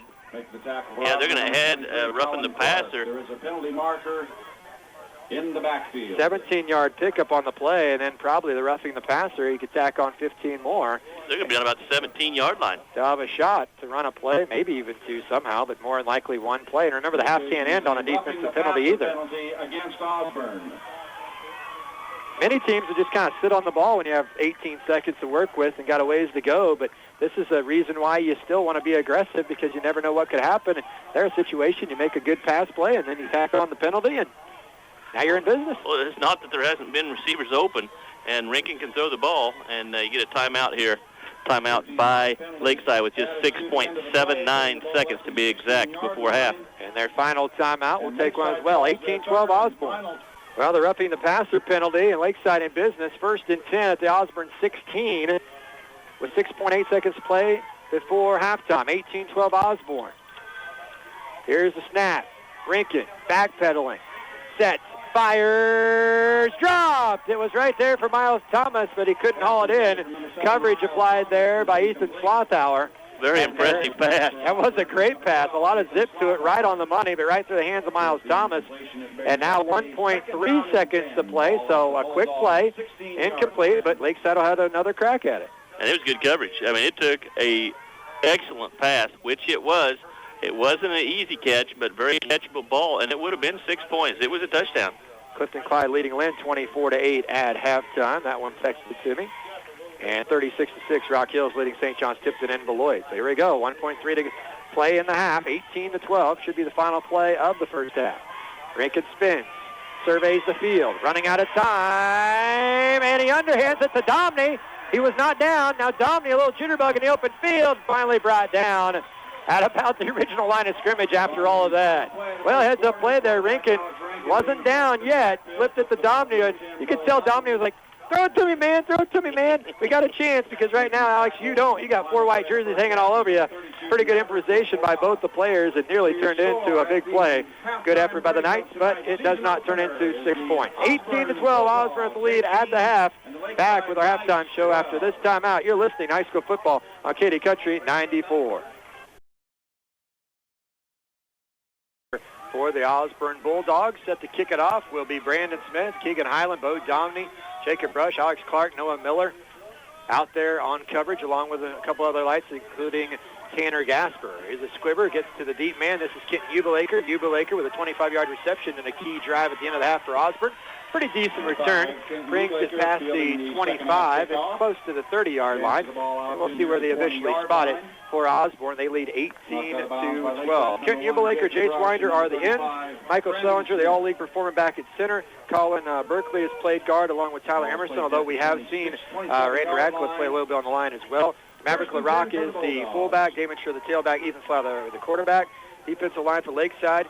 Got Keegan Highland, nose guard, Taylor Clausen, Noah Miller at the ends. Linebackers Trevor Winkle, Miles Thomas, Bo Domney, and the corners Jacob Rush and Brandon Smith. At the 27, here is the carry by Ethan Slothauer. Or are they going to get out LaRock? LaRock with the carry to the 30. It's a gain of about 3. LaRock and coaches just love to give that ball to that fullback and get 4 to 5 yards. That's all they care about. If we can get 4 to 5 yards, all that does is keep that defense tight, and what that does is opens up everything else that you do in the running game, because those linebackers can't get running out to the flats to make plays on sweeps, on screens, on wide running plays. It just opens everything up. 4 or 5 yards on first down by the fullback is what all coaches like to see if you're on offense. Second down and 7. Quarterback Reed. It's a give to Sure. Not much there. Miles Thomas along with Alex Rinkin, Noah Miller, and Taylor Clausen with the tackle. A gain of maybe a yard for Damon Sure, and it brings up third down and long for the Osborne offense, moving right to left here in the third quarter, leading 18-12. Yeah, I don't think that's the strength of Sure with that quarterback tailback Reed, because that's really having him go slow on the handoff and go up the middle. I think he's more of an option, sweep, speed, open field type of back. Third down and 5 at the 32 for the Bulldogs. Slothauer under center. Gets the snap from Snellinger. He pitches it to Damon Sure, trying to cut back against the grain, and he can. He's at midfield. What a move to the 35, 30, 25, 20, 15, 10, 5. Touchdown. Damon Sure with an incredible run, but a flag has been thrown. And Coach Tiernan is not mad at the official, I don't think. Well, maybe he is, but no, he's mad at his player. For the penalty. Yeah, 10 yards behind the play, you have... Didn't have to do it. Something that absolutely has... When Sure's 10 yards past anybody, is anybody going to catch him? No way. No. He doesn't even... They could have the advantage, and they're still not going to catch him. It was behind the play. That's a lack of discipline. It was iffy whether it was a block in the back, but, there's absolutely no reason to go close to anybody, and that's just a huge mistake by a sophomore football player that you simply cannot do things. And in practice, you got to preach to your kids, especially when you have the state sprinter running loose down the field. You avoid all contact at any cost. And that's what Coach was mad. He saw it. It was 15 yards from us. It was right down in front of us. I think that was directed at Tyler Emerson, who's a lineman with the block. And, of course, lineman, you want to block anywhere you can and deliver a hit, but didn't need it there, whether it was a penalty or not. Just didn't need that block, and that penalty moves him back, erases a 48-yard touchdown run. And now the ball's loose, fumbled by Slothauer, recovered by the Lakeside Knights. Alex Clark has the football. The officials haven't motioned and signaled, but they should, because Clark has the ball. What a turn of events. Remember that play. Football game, you have the touchdown run by Sure. The penalty negates it well behind the play. Very next snap, Osborne fumbles his first turnover of the game, and Lakeside in business at the Bulldog 37-yard line. Huge, huge point in this game. Very easily. If Lakeside wins, absolutely no question, that is the turning point of this ball game. So 10:23 to go in the third quarter. We'll mark that down. Let's see if Lakeside can take advantage of the turnover. First one of the game by either team. Rinkin turns and hands it off to Bo Domney. Bo running hard, low center of gravity, and Domney with a first down over the run over one defender, which looked to be Sure. Sure's had the better of Domney a couple of times one-on-one, but not that time. And Bo Domney with a nice gain, and very close to a first down. In fact, we're going to see the chance for the first time this year, very close to a 10-yard pickup for Bo Domney to match his uniform number. Yeah, and that's the way these games can change, because it's a momentum change. It's like the game of volleyball, which is the momentum is so important. You are taking a 2-touchdown lead with the play, and something that absolutely has nothing to do with the play, you commit a silly penalty. You come back and turn the ball over on the next play. Now all of a sudden, instead of being up 2 touchdowns, Lakeside is in your territory looking to score and get the PAT and take the lead. And also, Osborne scored that against the wind, which it would have been a huge touchdown as well when Lakeside had the wind at their back this quarter, but instead it was wiped out. Those are the differences between winning and losing. First down and 10 at the 27 for Lakeside. The give to Thomas, jumps over a defender, and Thomas lunges forward. He's able to pick up about 5 on the carry. Alan Mick there with the tackle, also assisted by his teammate Ethan Slothauer. So it'll be second down and 5. Yeah, and not much on the play that time, but gets everything he can out of it. There was once again a big pile-up in the backfield, good penetration led by Schellinger, but still good, strong 4 yards on first down by Miles Thomas. Second and 5 at the 22 for the Knights. They have the football moving left to right. And here is Bo Domney right up the middle. Domney's in for a touchdown. Bo Domney, short, shifty, and very strong for his stature. The 160-pound senior able to jitterbug his way right through the middle of all the congestion and in for a 22-yard touchdown. And we're tied at 18 with 9:25 to go in the third quarter. Now Lakeside a chance to take their first lead of the night. And if they do, that'd be the first 2-point conversion. That is converted as they'll try for 2 right now. But Bo is hard to see. He's so short. I don't think the defense saw him either for Osborne. Here is Rankin. He throws right side. Has him. Brandon Smith. Is he in? No, the official says he was out of bounds. Just has to get the 1 foot in. But the conversion, no good. I'd throw the replay flag. Yeah, we should. We go to the booth, right? We're tied at 18, 9:25 to go in the third quarter. We thought it would be a great game. We thought it would be close, and we have not been disappointed. Back after this.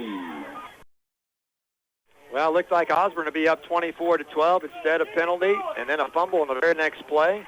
Lakeside takes advantage, and they score on a 22-yard run by Bo Domney. Now a squib kick. It is covered up by Colin Berkeley, number 44 for Osborne, who also starts on the offensive line at right guard for the Bulldogs. And so at 9:25 to go in the third quarter, Osborne will take over with decent field position at their own 30 going into that strong wind. They haven't really passed the ball too much tonight. 5 attempts, 3 completions for 33 yards for Ethan Slothauer. So now for Osborne, Todd, it's a matter of regrouping here.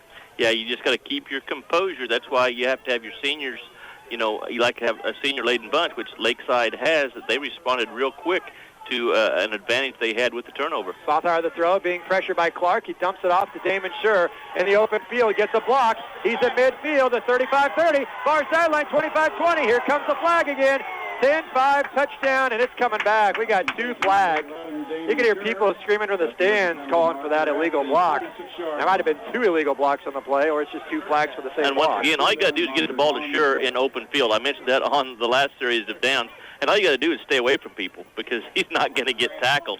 You know, it's blocks that simply don't need to be made. And sure, this is something I was probably a cramp. Yeah. Well, he's been running quite a bit. Unfortunately for Damon, the last 2 long runs he's had have gone for naught due to penalties. So 2 touchdowns wiped off due to penalties.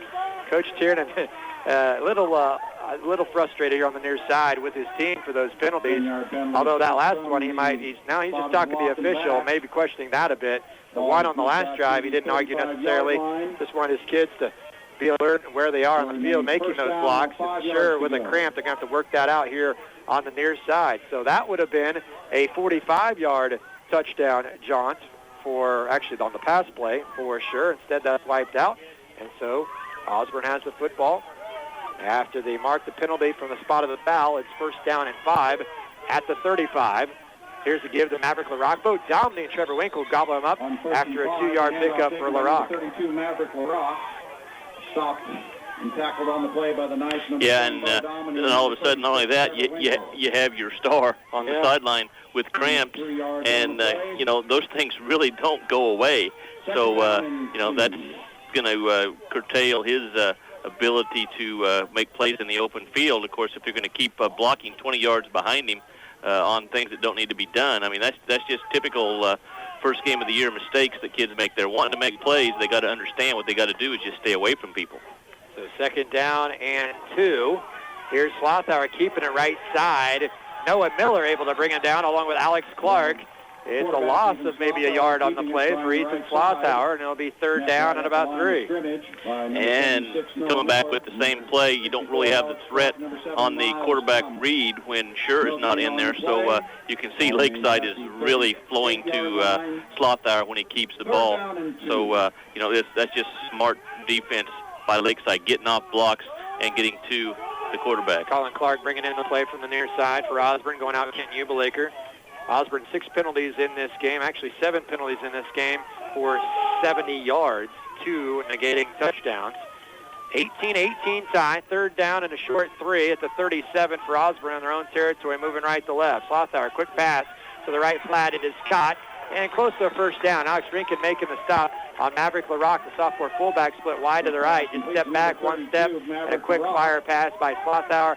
And they needed 3. They pick up 3 1/4 first down for the Osborne Bulldogs. Yeah, just a nice play. Send LaRock out there, and you got to look for different things right now. When if you don't have your speedster in the ball game, you're looking for different things that you got to do, and you can depend on Slothauer. You got the short passing game. That's just smart coaching, especially the wind isn't quite what it was, but it's still a threat. You can still see the flags are blowing pretty stiff over on Lakeside's side of the field. First down and 10 at midfield for the Bulldogs. Slothauer back to pass, has time, and incomplete.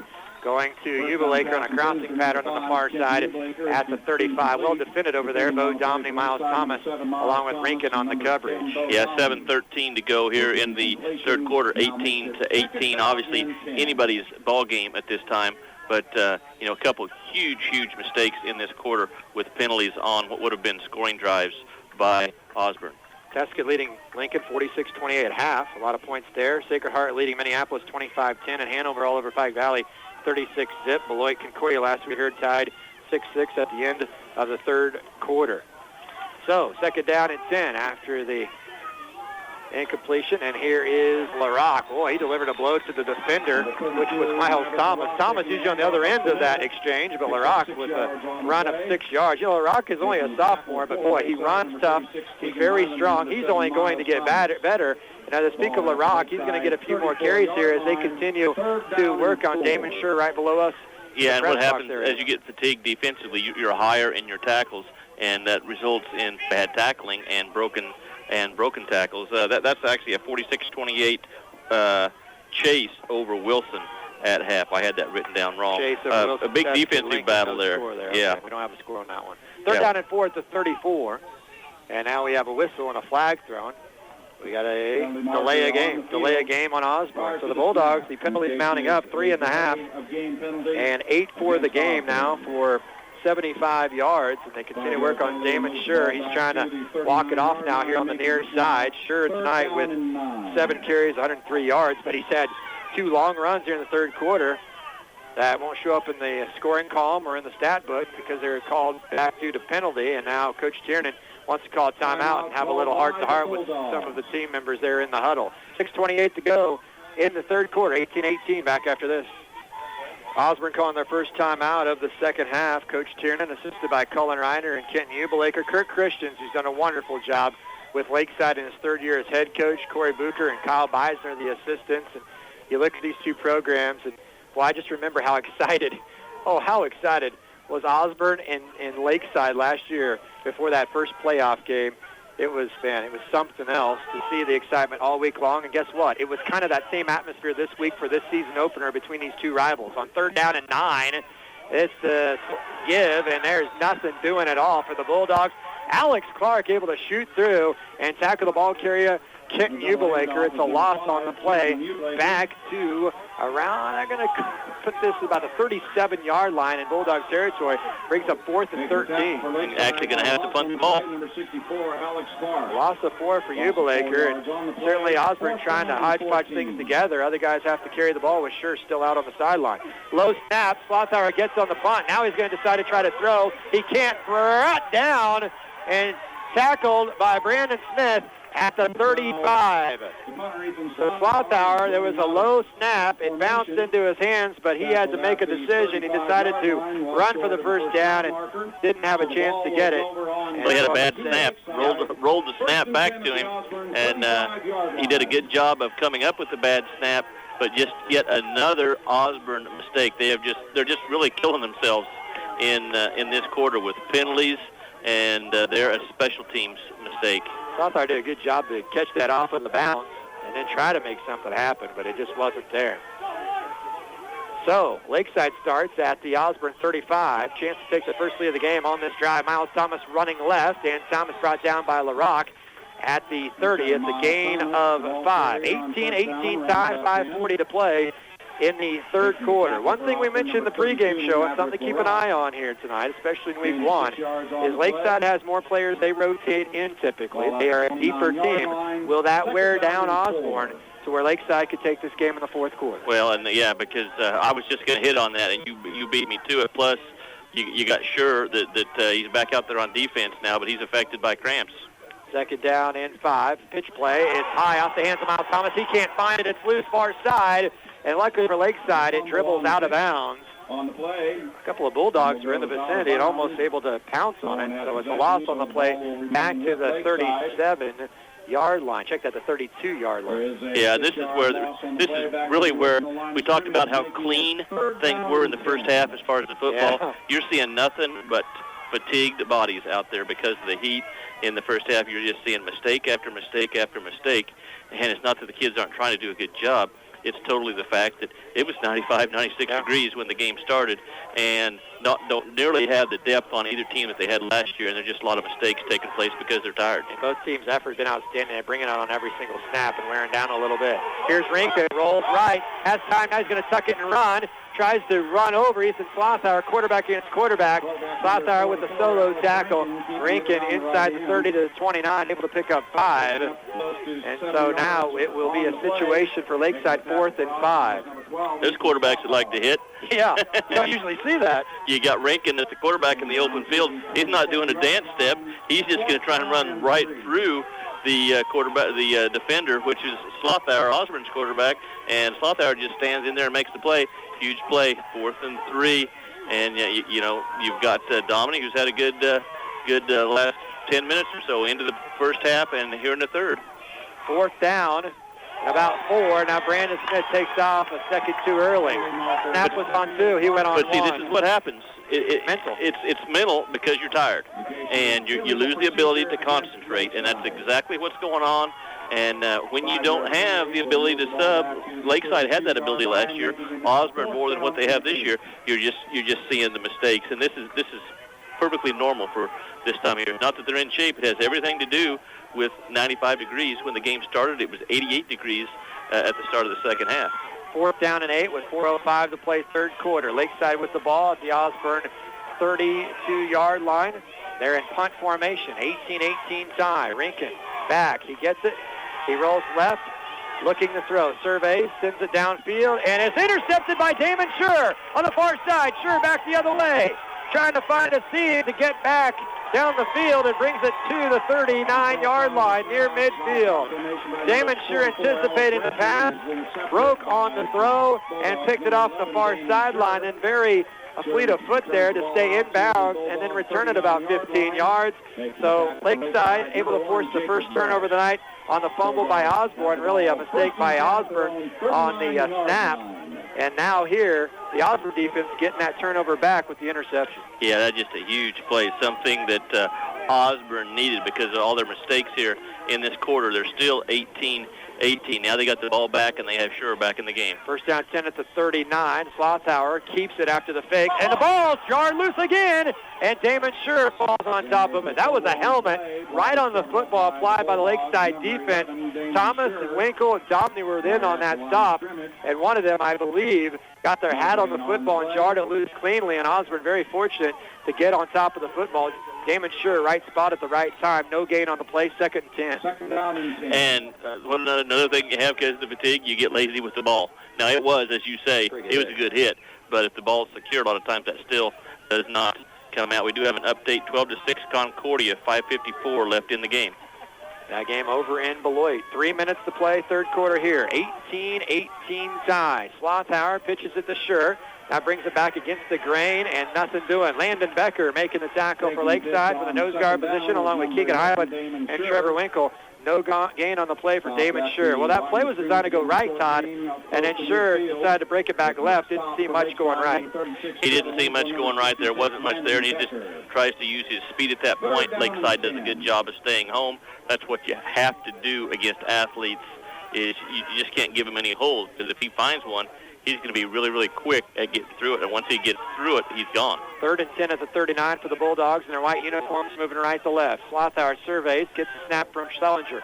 He steps, he fires. It's right on the nose, right in the number 5 jersey of Kent Ubelaker, but he can't hang on. That was a pretty good throw by Slothauer, and Ubelaker, I think, once again, one of those things where he wanted to catch and turn upfield. He had a situation where he let the ball get into his pads. He didn't use his hands to catch the ball. He tried to cradle the ball into his pads. Well, when that football hits the shoulder pads, it comes out, and that's exactly what happened. He just didn't use his hands properly. 4th and 10, Ethan Slothauer back to punt. It's a good snap this time. He kicks away. Booming Great punt. Great punt. It's inside the 10, all the way down to the 5, and that will be downed by Colin Berkeley, the sophomore for the Bulldogs. So, excellent punt by Slothauer into the wind, and Lakeside with their poorest field position of the night at their own 5-yard line with 2:08 to play in the third quarter. It's Lakeside 18, Osborne 18. Lakeside has not led in this game. If you're just tuning in, Damon Scher with 2 touchdown runs to make it 12-0, but Lakeside would respond on a 40-yard touchdown pass from Alex Rinkin to Miles Thomas, and then they're able to score again later to tie it on a 1-yard plunge by Alex Rinkin. Osborne would take the lead right before halftime on a 2-yard run by Ethan Slothauer, but then Lakeside would tie the game after an Osborne turnover, 22-yard run by senior tailback Bo Domney, and that's where we are, 18-18. Damon Scher still battling the fatigue. He is bending over with his hands on his knees, and you can see the fatigue right here on the near side. We're next to the Osborne team, so we have a better look at how fatigued they are right now. But Lakeside is certainly winded on the far side as well. So kind of a battle of wills between these two Osborne County rivals at the moment. Yeah, I talked to a athletic trainer on the way over today, and he said he was really concerned for the kids around the state with the cramps tonight and obviously the fatigue that we're seeing. And it's really what's slowing up these offenses right now. It's defenses are doing a good job, but it's really a lot more about the offenses making mistakes, which is pretty normal for this time of year. And we do get an update, 54-24, Lincoln.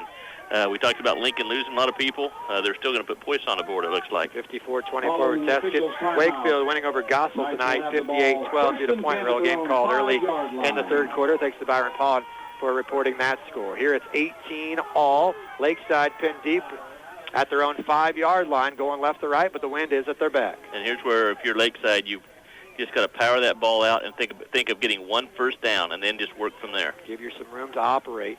Offset eye. Rankin hands it off to Miles Thomas, and he's able to burrow his way to the 10, a gain of 5. Michael Sellinger with the stop, and check that it was Domney, not Thomas, with the carry. Bo Domney with the carry. He has 5 totes for 41 yards and a touchdown. And good 5 yards on first down. That's exactly what you're looking for now. It's going to be 2-minute mark. Clock's not running for some reason. There it goes. Now it's running. And you just want to, it's really key coming out of your own end zone to get the first down, and then you can run more of your offense. 2nd and 5 at the 10. Here's the toss to Bo Domney. Miles Thomas, the lead blocker. Bo cuts back, lowers his shoulder, bulldozes his way past the 15. Fumble. Oh, the ball is loose. Was he down, or is it a fumble? Well, they're going to say he was down, apparently. So a gain of 5 to the 10. Check that to the 15, and that's the first down for the Lakeside Knights. Yeah, I thought he was down, but I couldn't really tell the angle that the official was coming in. Looked like he was coming in where it was recovered by Osborne. But I think it was definitely down the ground is what caused the ball to come out. Good call by the officials. He just had me confused with where he was coming in to mark the ball. Miles Thomas, a lone setback. Brushes the end in a 3-point stance to the left. To give to Miles Thomas. And Miles spun to the turf at the 20, but another 5-yard pickup. Kent Beougher along with Maverick LaRock with the tackle, assisted by Schellinger as well. So it will be second down and 5 for Lakeside at the 20 with a minute 15 to play in the third quarter, 18-18. And this is where you want to pick when you're going to go for the throat here, and that is the play-action pass. You're going to run power, which should be the advantage with running Miles Thomas here with just a little over a minute to go in the third quarter with a tie game 18-18, and you're really going to suck that defense up. You've still got the wind, so at some point here in this last minute, I think Coach Christians is going to try and get deep. Rankin under center. Turns, direct give to Miles Thomas, running left, and Miles has a first down past the 25 to the 26. So earlier those plays were going for a yard, maybe 2. Now those plays are picking up 5-6 yards at a pop, and maybe Lakeside offensive line now starting to assert themselves with 46 seconds to play here in the third quarter in the tie game. I think the fatigue's starting to assert itself. Yeah, but Lakeside's, obviously maybe not as fatigued if they're able to do what they're doing right now. Yeah, and you talk about using, and this is really your last play to use the wind, and I see Coach Christian's looking down there, but when you're just getting 5 to 8 to 9 yards a pop, why do you go away from what you're doing? So first down and 10 at the 26. Direct give, this time to Domney, and he gained a yard. That's it. Schellinger with another tackle. Schellinger's played good at his nose guard position. I'm impressed with him. He has played very, very well. It's a gain of 1, and that'll bring us to the end of the third quarter. It'll be 2nd and 9 when we come back for the final quarter. 18-18 tie between the Osborne County rivals. Lakeside Knights 18, the Osborne Bulldogs 18. Back with the fourth quarter after this 1-minute timeout. This is high school football on KD Country 94. Welcome back to Downs. Wade Gerstner, Todd Clover with you on KD Country 94. 18-18 tie. Lakeside has never led tonight. Here's an interesting result to pass along to you. Thunder Ridge up by 16 in the second quarter against Hill City, but that game has been postponed till Monday due to lightning. So Thunder Ridge leading Hill City by 16, but that game postponed till Monday due to lightning, which is interesting because Monday is Labor Day. Oh, really? Yeah, I don't think I've ever heard of a game being finished up on an actual holiday like that, but interesting. That is interesting. It means we got weather coming our way. Yeah, I know. Let's get it in. Although not to see anything close right now, but hopefully it's not coming our way to spoil what has been a really nice night of football here in Downs, Kansas. 2nd down and 9. The give to Miles Thomas, running left, breaks 2 or 3 tackles, and able to fall forward to the 34. It's a gain of 6. Brings up 3rd and short. And some really good play up front by Lakeside. Keegan Highland, Alex Clark, Taylor Clausen. The line is really starting to take over. And when they do that, you give Miles Thomas a running start to the line of scrimmage. He's going to pick up 2 or 3 yards if it's defensed well. And if it's not defensed well, he's going to pick up big yards. 3rd and 3, we do have an equipment timeout. Alan Mick's helmet having an issue with that. Yeah, there's some contact going on out there. There's going to be some popping going on, and the pads are going to have some issues at times. Last year, these two teams met. Osborne won 46-42. There were 8 lead changes in the game. Well, we haven't had any lead changes tonight, but we've had 2 ties at 12 all and now 18 all. And we've had 2 big momentum changers. Yep. 2 touchdowns, 2 long touchdowns by Sure that were called back on penalties that simply did not need to occur, but they were penalties. And Lakeside was driving, and they threw an interception in Osborne territory at the 25. And, of course, the turnover by Osborne, the fumble, turned into a touchdown for Lakeside on their next possession. So turnovers have played a big role, even though there's just been 1 for each team here in the second half. And as you mentioned, penalties have been a big factor as well. 3rd down and 2 at the 34 for Lakeside, moving right to left into the wind in the fourth quarter. Highland snaps it to Rankin, and there's a burst of speed, a bolt of lightning per se, as Thomas explodes through the hole all the way down to the 36-yard line in Osborne territory. That is a gain of 10, and that was the quickest run we've seen of Thomas just shooting through the hole. Yeah, and that's just right now they've got control of the ball game, and that's the line of scrimmage is now Lakeside's, and they've brought the ball off their 5-yard line. They've moved the ball just 39 yards at this point. All they got to do is execute. The only way they're going to get stopped at this point with this running game is to make a mistake. In the offset eye. And there there's it a is. mistake. Lakeside fumbles it on the exchange, but I believe Rankin was able to fall back on top of it, so it wasted down there, but they keep the football. A loss of 2. It'll be second down and 12. 10:50 to go, fourth quarter, 18-18 tie.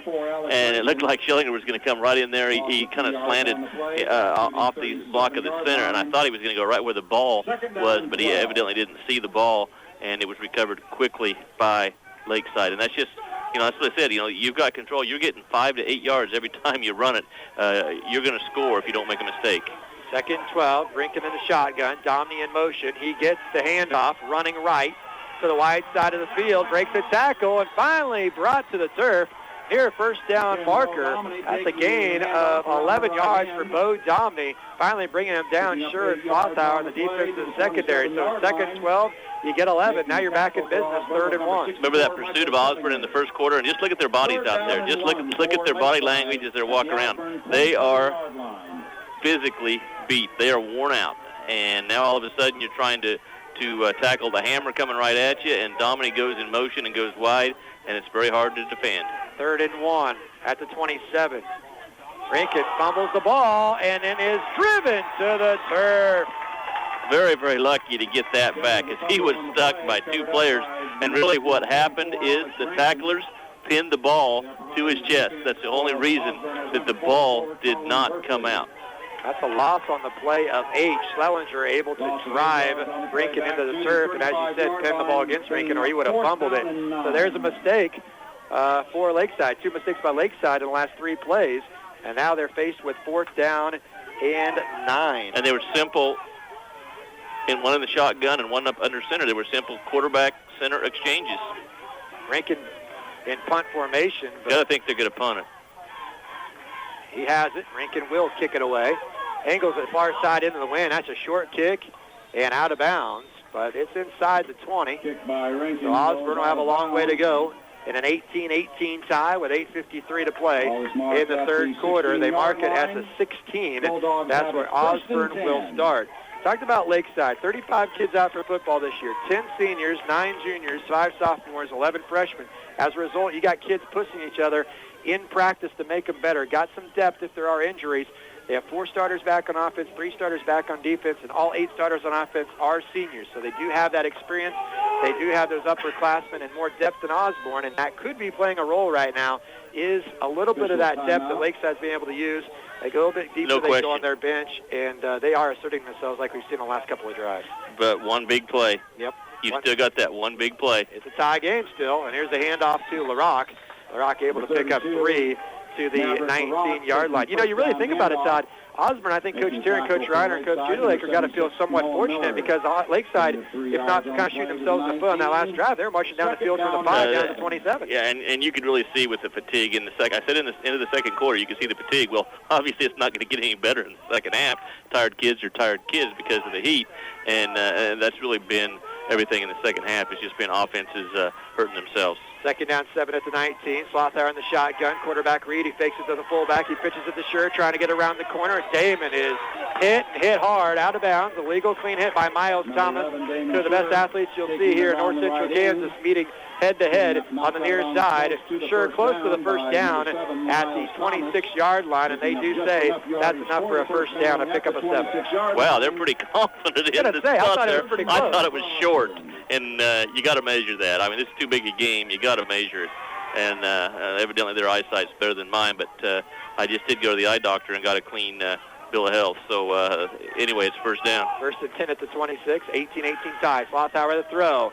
Sends it deep downfield. He has Beougher. Kenton makes the catch. He's at the 10-5, touchdown. Able to get behind Brandon Smith.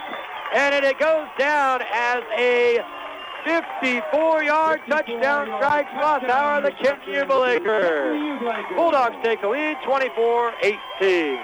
That's just a pass that's, 45, maybe 50 yards in the air, and it comes down in stride. Perfect pass. And the defense wasn't all that bad. Now, here's the ball game, the 2-point conversion. And, I said at the half that whoever gets 2-point conversion is going to win this ball game. And evidently somebody else thinks it's important. He calls timeout to get the right play here. And maybe more than get the right play, let his kids rest a little bit so they're ready for this extra point. Bulldogs call a timeout. That's their second. They have 1 left. Lakeside has all 3 left at their disposal. So we talk about the team that's more likely to throw the football, Lakeside, but it's Osborne with the biggest pass play of the game, a 54-yard touchdown strike. With the wind at his back, Slothauer aired it out and put it right on the money to Kent Nubelaker, and he did the rest.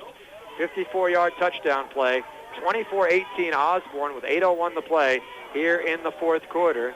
2-point conversion, you're right, this would be big to make it an 8-point game. Lakeside, the best they could do, score a touch, and they need the 2 to tie it. And you're looking at maybe, possibly a couple of possessions each for each team the rest of the way, if that, depending on if there's a long, prolonged drive. So we're getting down to crunch time here in the season opener.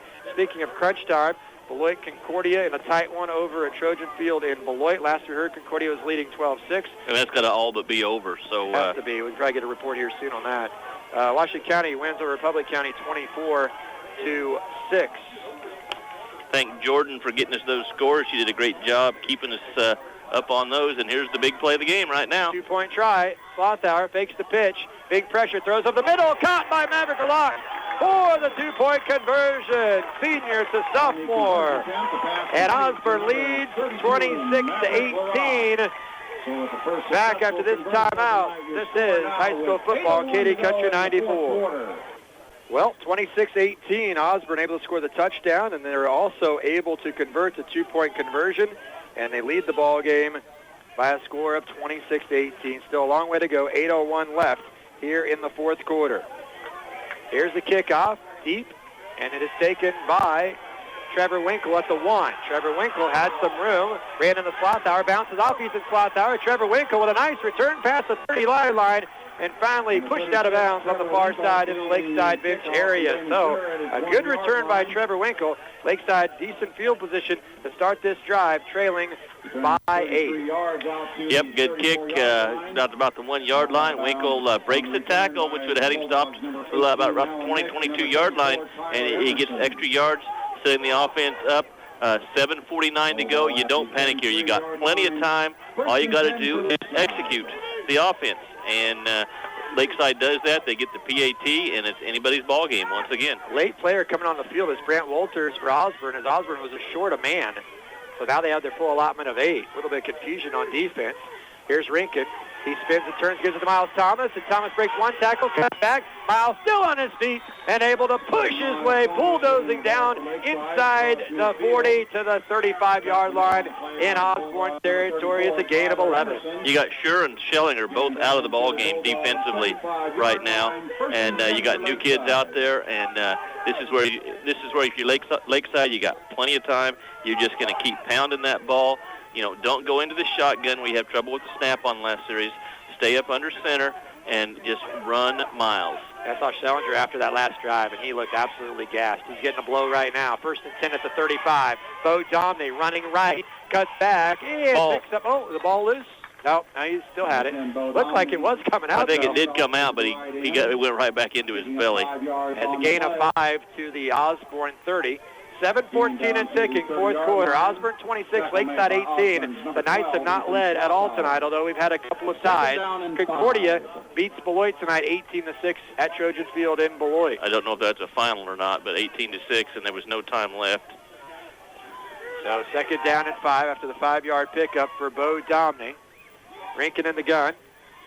Hands it off to Trevor Winkle. Has a seam running left. He's at the 20, 15, 10, 5, touchdown! Trevor Winkle, fresh legs into the ball game for the Lakeside offense. He scores the touchdown from 30 yards out, and it's now 26-24, and a chance for Lakeside to tie it with a 2-point conversion. Yeah, just absolutely no energy out there on defense, and fresh legs. You said exactly what the key was there. Fresh legs and 30 yards, 6 points. You can see on the kickoff return that he had fresh legs. And this is where, if you're Schellinger and Schur, if you can go, this is where you're needed. And that's what the assistant coach is coming over and telling Schur, says, this ain't the ball game, but with 6:43 to go, we need you and Schellinger out there to make a stop on the PAT. And that's why he is going back out at this point. Yeah, Coach Riner said, I know you're getting tended to, but we need you on this defensive play here. This could be the game, even though we have 6:43 to go. Lakeside trailing 26-24. Osborne called a timeout before their 2-point play and drew up a nice play that got him 2 points. Now it's Kurt Christian's turn to call a play here as Lakeside calling a timeout. Chance for Lakeside to tie the game at 26. Lakeside has never been able to get over that hump, though. They've tied it. Now a chance to tie it again. Well, this is where Coach Christians, he really likes to drag two receivers across kind of sideline patterns and then have one set in the middle, two counters for each other. But I think at this point, even with Schillinger and Schur going back in the ball game, I think you go with your horse. The power run and play, you give it to your power, or you can come back with that sweep out of the spread formation to Domini with Miles Thomas as the lead blocker. That's one that's been picking up good yards. I think both of those would be good calls at this point. 2-point try. Brush is the end on the left side. Clark and Clausen the guards. Heidel in the center. Smith is an end on the right side. Miles Thomas lined up as a wing. Bo Domini a wing on the left side. They think it's going right. Osborne says it's going right. Here's Thomas in motion. They fake it to Thomas. Rinkin rolls right. It's a run all the way. Rinkin dives. Football held out, and he's across the plane for the 2-point conversion. Good effort by Rinkin. It was a designed rollout run for Rinkin all along. Thomas was the decoy, and with a wall in front of him, Rinkin was able to sneak through and score the 2-point try to tie it up at 26. With 6:43 to go, fourth quarter. What a game, and we still got 6:43 to go. Sit tight. We'll be back after this. Neither team can pull away from the other. It's a 26-26 tie. Here's the kickoff by Brandon Smith. Short kick, and it's taken by Ethan Slothauer. They say his knee was down. That was very close. I don't think his knee was down. It was close, but I don't think it was. And you see the official with the white hat. He was right there, and he didn't call it, but the official on the other side, he does. Well, there might be high grass out there.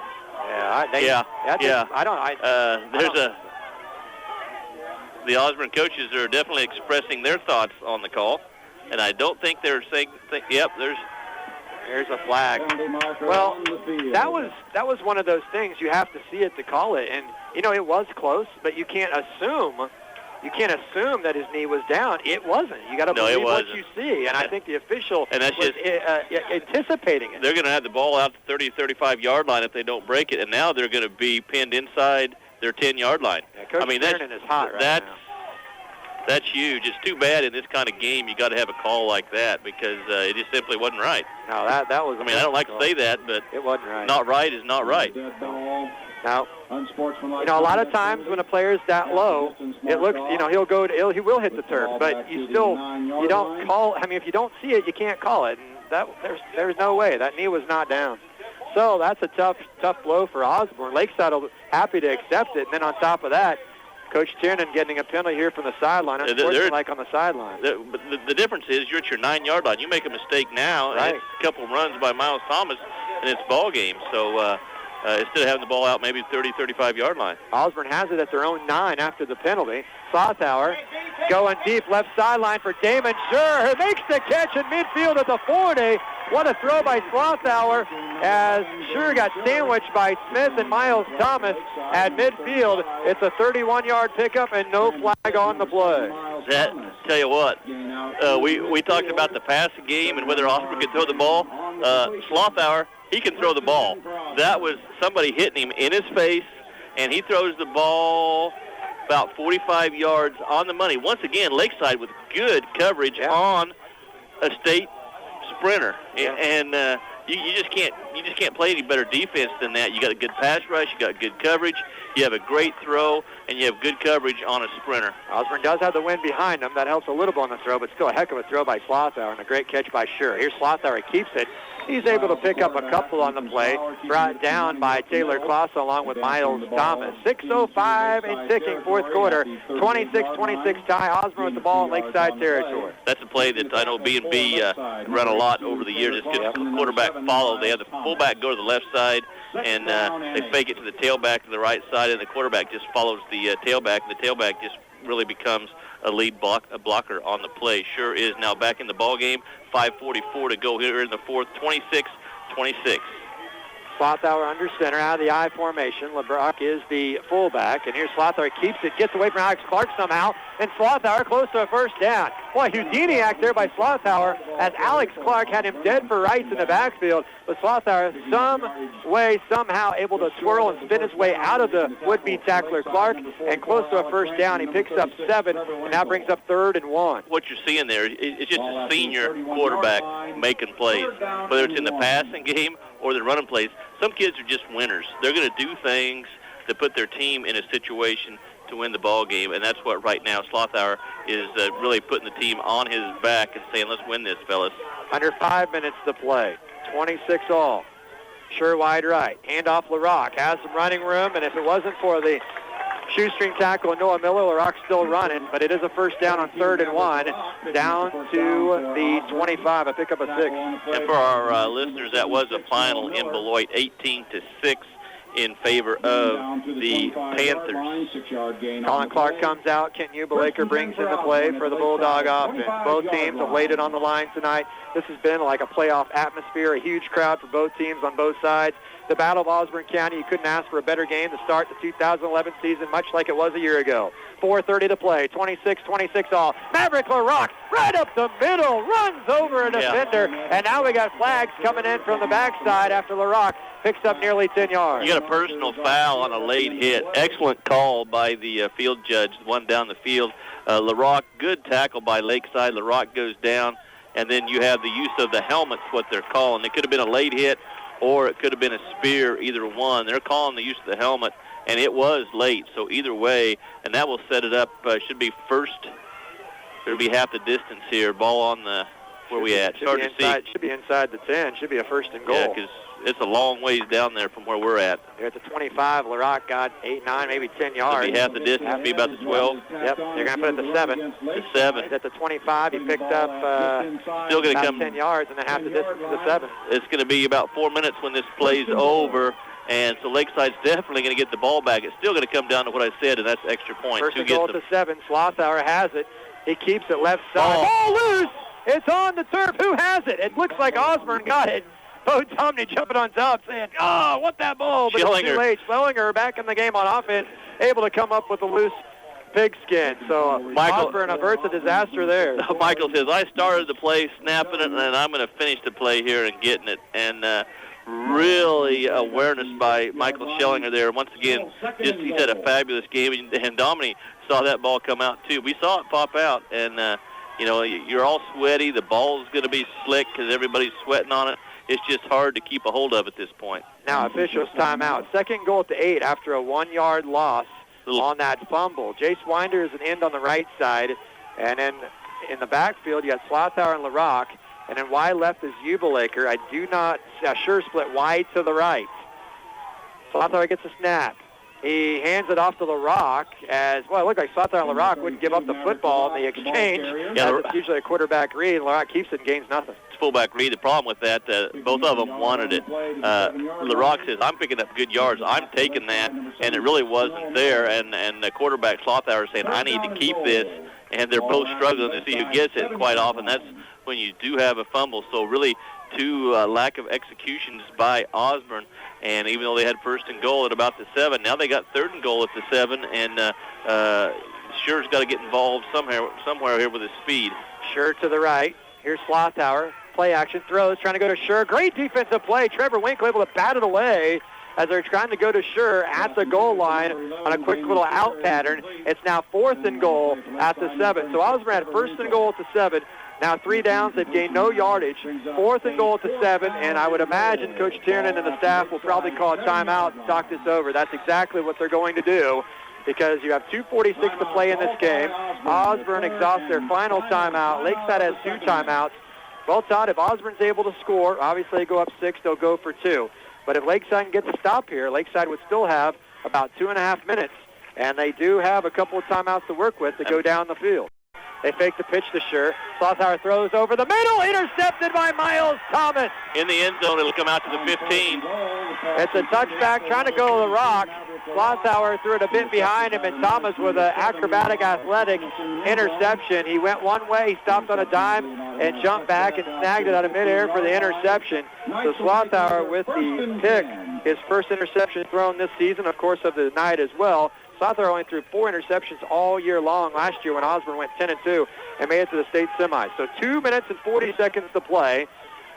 Lakeside, Osborne tied at 26, and Lakeside with the interception, they gained about 8 yards there because if it would have been incomplete, it would have been at the 7. So 1st and 10 for Lakeside at their own 15, going into a strong wind, moving right to left in the black jerseys. Miles Thomas, Bo Domney in the offset eye.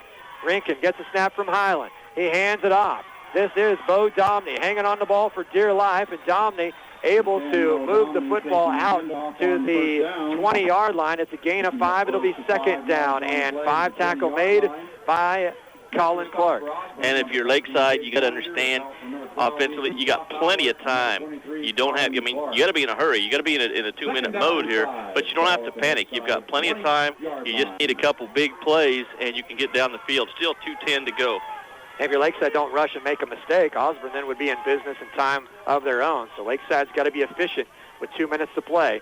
26-26 tie. Rinkin wants to throw.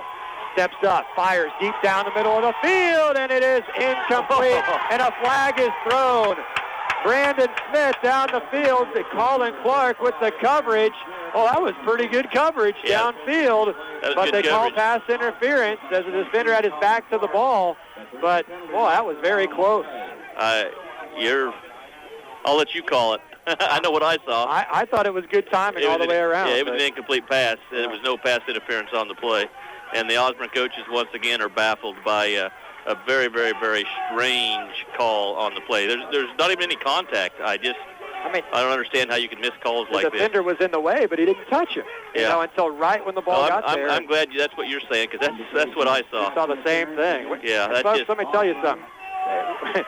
We just won a great game. It's been a great game. We don't want to messed up by some of the things that we're seeing by some of the calls that just simply are bad calls. That was not a good call. It wasn't a hard call. It was a real easy no call.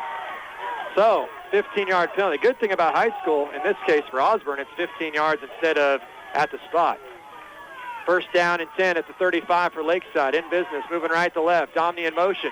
Gets the give. Nearly lost the ball. And then Domney able to pick up a couple yards and brought down with 1:45 to play in the 4th quarter. We're tied at 26, and now it's a matter of clock management as well for Lakeside. They will burn the second of their 3 timeouts, so they have 1 remaining. And for Osborne, some of the penalties are penalties. Some of the penalties questionable, of course, but they are penalties. They're called. 10 penalties on Osborne in this game. Well, the 2 big ones. Lakeside with 4 penalties, and we had 2 that negated touchdowns. Yeah, 2 that negated touchdowns, and they were penalties that were simply mistakes, and they were legit penalties. Those most certainly were. Way behind the play with Sure off to the races, and it isn't a race when he is running the football. He was off for 6 points both times, and right now, 1:41 to go, 26, you got 2nd and 9. You got plenty of time, and at some point you're going to see a screen pass. You don't have to throw the ball deep down the field. Of course, if you're going to get those pass interference calls, you can do that. But you just don't have to force anything here. As a quarterback, what Rinkin's got to realize is if the play's not there, throw it away and come back, and we have the next down to make a play. And what you just don't want to do is force it. And somebody like Sure, Slaughter will make a big play and interception. By the way, they ran the 4th down play. It was the same play they got their extra point. It was getting LaRock over the middle, except Miles Thomas read it this time and made a great play with the interception. The other thing about Lakeside, they're not behind. They don't have to rush and create a turnover on their own, shoot themselves in the foot. And there's a fumble, Trevor Winkle, and then he loses it, gets it back, but it's a loss all the way back inside the 30 to the 28. That's a loss of 8 for Trevor Winkle. So there's one of those self-inflicted mistakes there. We've seen it by both teams in the second half. But that's going to bring up 3rd and lots of yards. And this might be a situation where instead of trying to go deep, where you might get the interception, you might get a sack, go with the screen pass.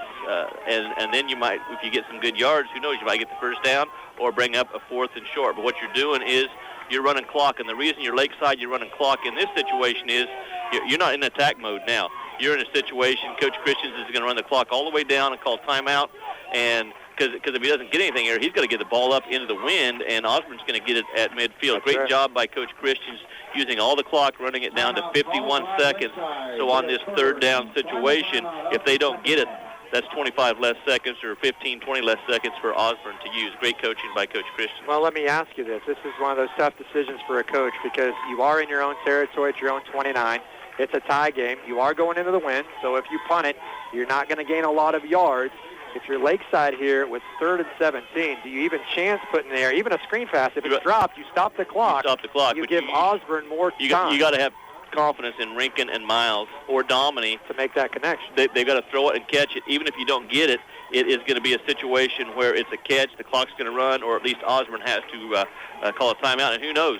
You know, they've had a 40-yard play for a touchdown on a screen pass already. So, you know, lots of options here. I think you go a little bit safe. Make sure you catch the ball, because if you force it deep downfield with this many yards to go into the wind, your chances of having anything good happen are very, very slim. Plus, you could have a quarterback get sacked or something, or a fumble. Run something safe, pick up yards, get up the field. If you do have to punt, it's a better field position for you, and you can take a timeout away from Osborne. I think that's what you do in this situation. Something safe, yet still gives you a chance for a good play offensively, and that would be a screen pass. Thomas and Domine to the left. That's Brush and Domine to the left. Tight formation with Thomas to the right of Rinkin. Rinkin steps back, wants to throw. He fires near sideline for Brandon Smith, who makes the catch. 2 Bulldogs around him. There was no pass interference. That was a clean play all the way around. Brandon Smith hauls it in all the way down at the Osborne 22-yard line. It's a gain of 11 plus 18, 29 yards. And that's what happens to defenders when they get called for several pass interference plays. They treat the guy like the plague. They say, wait a minute, there was 2 defenders right there, but nobody made a play on the ball. Now Lakesid's got to hurry up. 40 seconds to go. They have no timeout. Rinkin being pressured. He throws. Jacob Brush makes the catch. And a flag thrown as well. It's going to be half the distance. At the 5-yard line, Brush makes the catch, and then it looks like a face mask. It'll be a half the distance penalty, and it'll stop the clock as well. Lakeside will have 1st and goal at about the 2.5. Yep. And that was a pickup on the play of 17 yards. Once again, good coverage, good pass by Rinkin, nice catch by Jacob Brush. And so now Lakeside will be in business after the penalty with 30 seconds to play. Look at the flag. It looks like the wind just shifted. The wind on this drive has gone to the back of Lakeside. No wonder those passes look so good going into the wind. It's not in the wind anymore. So here we go, 1st and goal. At the 2, just between the 2 and the 3, 2.5. Rinkin in the gun, 25 seconds, clock running. The give to Miles Thomas, running left. Touchdown. Miles fighting, he's in. Miles Thomas in for the touchdown. And then the clock continued to run. And there's 17 seconds left. So running in for the touchdown, Miles Thomas from 2 yards out. And Lakeside now has the lead for the first time tonight, 32-26, 32-26, and Lakeside will go for 2. Well, you look at the 2 pass plays. The long one there of 29 yards to Brandon Smith, 17-yard pass to Jacob Brush. I've never seen a more livid coach right now than what you have on the Osborne side. Coach Tiernan is beyond hot right now. Here is Rinkin rolling right. Now he's going to throw back across the field and through the hands of Domine. Soft catch attempt there for Domine back across the grain. Rinkin the throw, but Lakeside leads with 17.2 seconds left in the ball game. Lakeside's first lead of the night. You know, it doesn't matter how many times you lead. All that matters is you lead at the end. And right now Lakeside leads 32-26. Miles Thomas with a 2-yard touchdown run, 22 carries, 97 yards. But you look at that drive, you had, correct me if I'm wrong, you had a pass interference penalty. You then had you had the pass interference penalty. You also had the big pass play to Brandon Smith into double coverage. Great catch by Smith, great throw by Rinkin. Then Brush on the crossing pattern, 17 yards. Once again, good coverage, nice catch, nice throw. Then a face mask, added a couple of yards. And then Thomas able to just push his way and just was not going to be denied with that power he bulked up during the summer. And now you have 32-26. They're going to put a few more seconds back on the clock. We'll have around 20, 21 seconds, perhaps 19 seconds left in this ball game. But Osborne now They need a return, and that wind has totally shifted now. And it's harder than it ever has been. Into the face now of Osborne on their final drive with just a few seconds left. And you don't think that made a difference on that long pass play? Oh, yeah. Having the wind behind you instead of into a stiff wind, it would have been a short pass probably into double coverage. So, sometimes Mother Nature looks down and says, hey, we'll just make something interesting happen, and hopefully that's going to bring the cool weather to us. That's what I'm looking for, is cool weather. It's already cooled down. Just a tremendous drive. And we talked about, you just need to take the time. You don't have to score right away. And, you take 2 minutes off the clock. What you want to do here, if you're the kicker, there's one thing you don't do. You don't kick it to number 11. Any kick that doesn't go to number 11 is a good kick. If you're a Lakeside fan. 20 seconds even on the clock. 32-26 Lakeside. Last year it was 46-42 Osborne won. It came down to the final minutes. This one the same way, and Lakeside with the first lead of the night. Here's a little squib kick up the middle, and it is covered by Radcliffe for Osborne. And with 18.9 seconds to play, the Bulldogs will have it going into the wind. And it's weird because they started the quarter with the wind at their back. Now it's directly in their face. They have it at their own 28. I don't know if I've ever seen the wind shift like that. Such a pivotal part of a game. I've seen it switch in a game, but not the pivotal part on the last drive when a passing team needs to go 2 minutes down the field, and it switched at the perfect time if you're Lakeside, because to be honest with you, that 3rd and 18 doesn't get completed into the 30-mile-an-hour wind in your face. I've seen the wind die down suddenly, but not a total shift the other way. So, Ethan Slothauer in the gun. No timeout. Slothauer stepping up, wants to throw. Going deep, left sideline. It is incomplete. Knocked down by the Knights secondary. Knocking it down was Brandon Smith. 10.9 seconds to play. And Osborne down to the final snap or two. Yeah, and that's the same play they got earlier to Sure, bring him out of the backfield and drag him down the sideline. But at this point, Lakeside's secondary, if you're looking at the line of scrimmage, you can't find 5 players in black because they're down the field. And they're saying, hey, we'll let you come to us with 10.9 seconds to go here and a 32-26 game. All you want to do is keep everything in front of you and tackle them, and it's your ball game, and the Knights have the victory.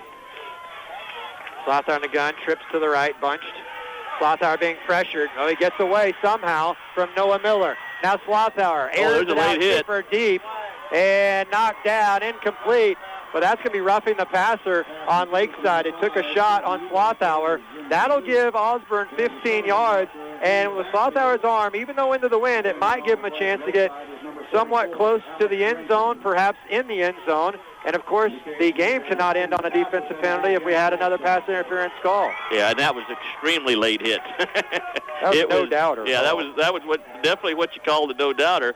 And it would be even bigger if the wind wasn't such a factor, because if the wind was like it has been all night long, it would be easy to get the ball to the end zone. Right now, it's going to be tough to get the ball that far into this wind. We're going to see the true arm strength here of Ethan Slothauer, what he can do as he has the football. Osborne does at the Lakeside 37-yard line, moving left to right. Osborne in the white unis, Lakeside in the black uniforms. 32-26 Lakeside.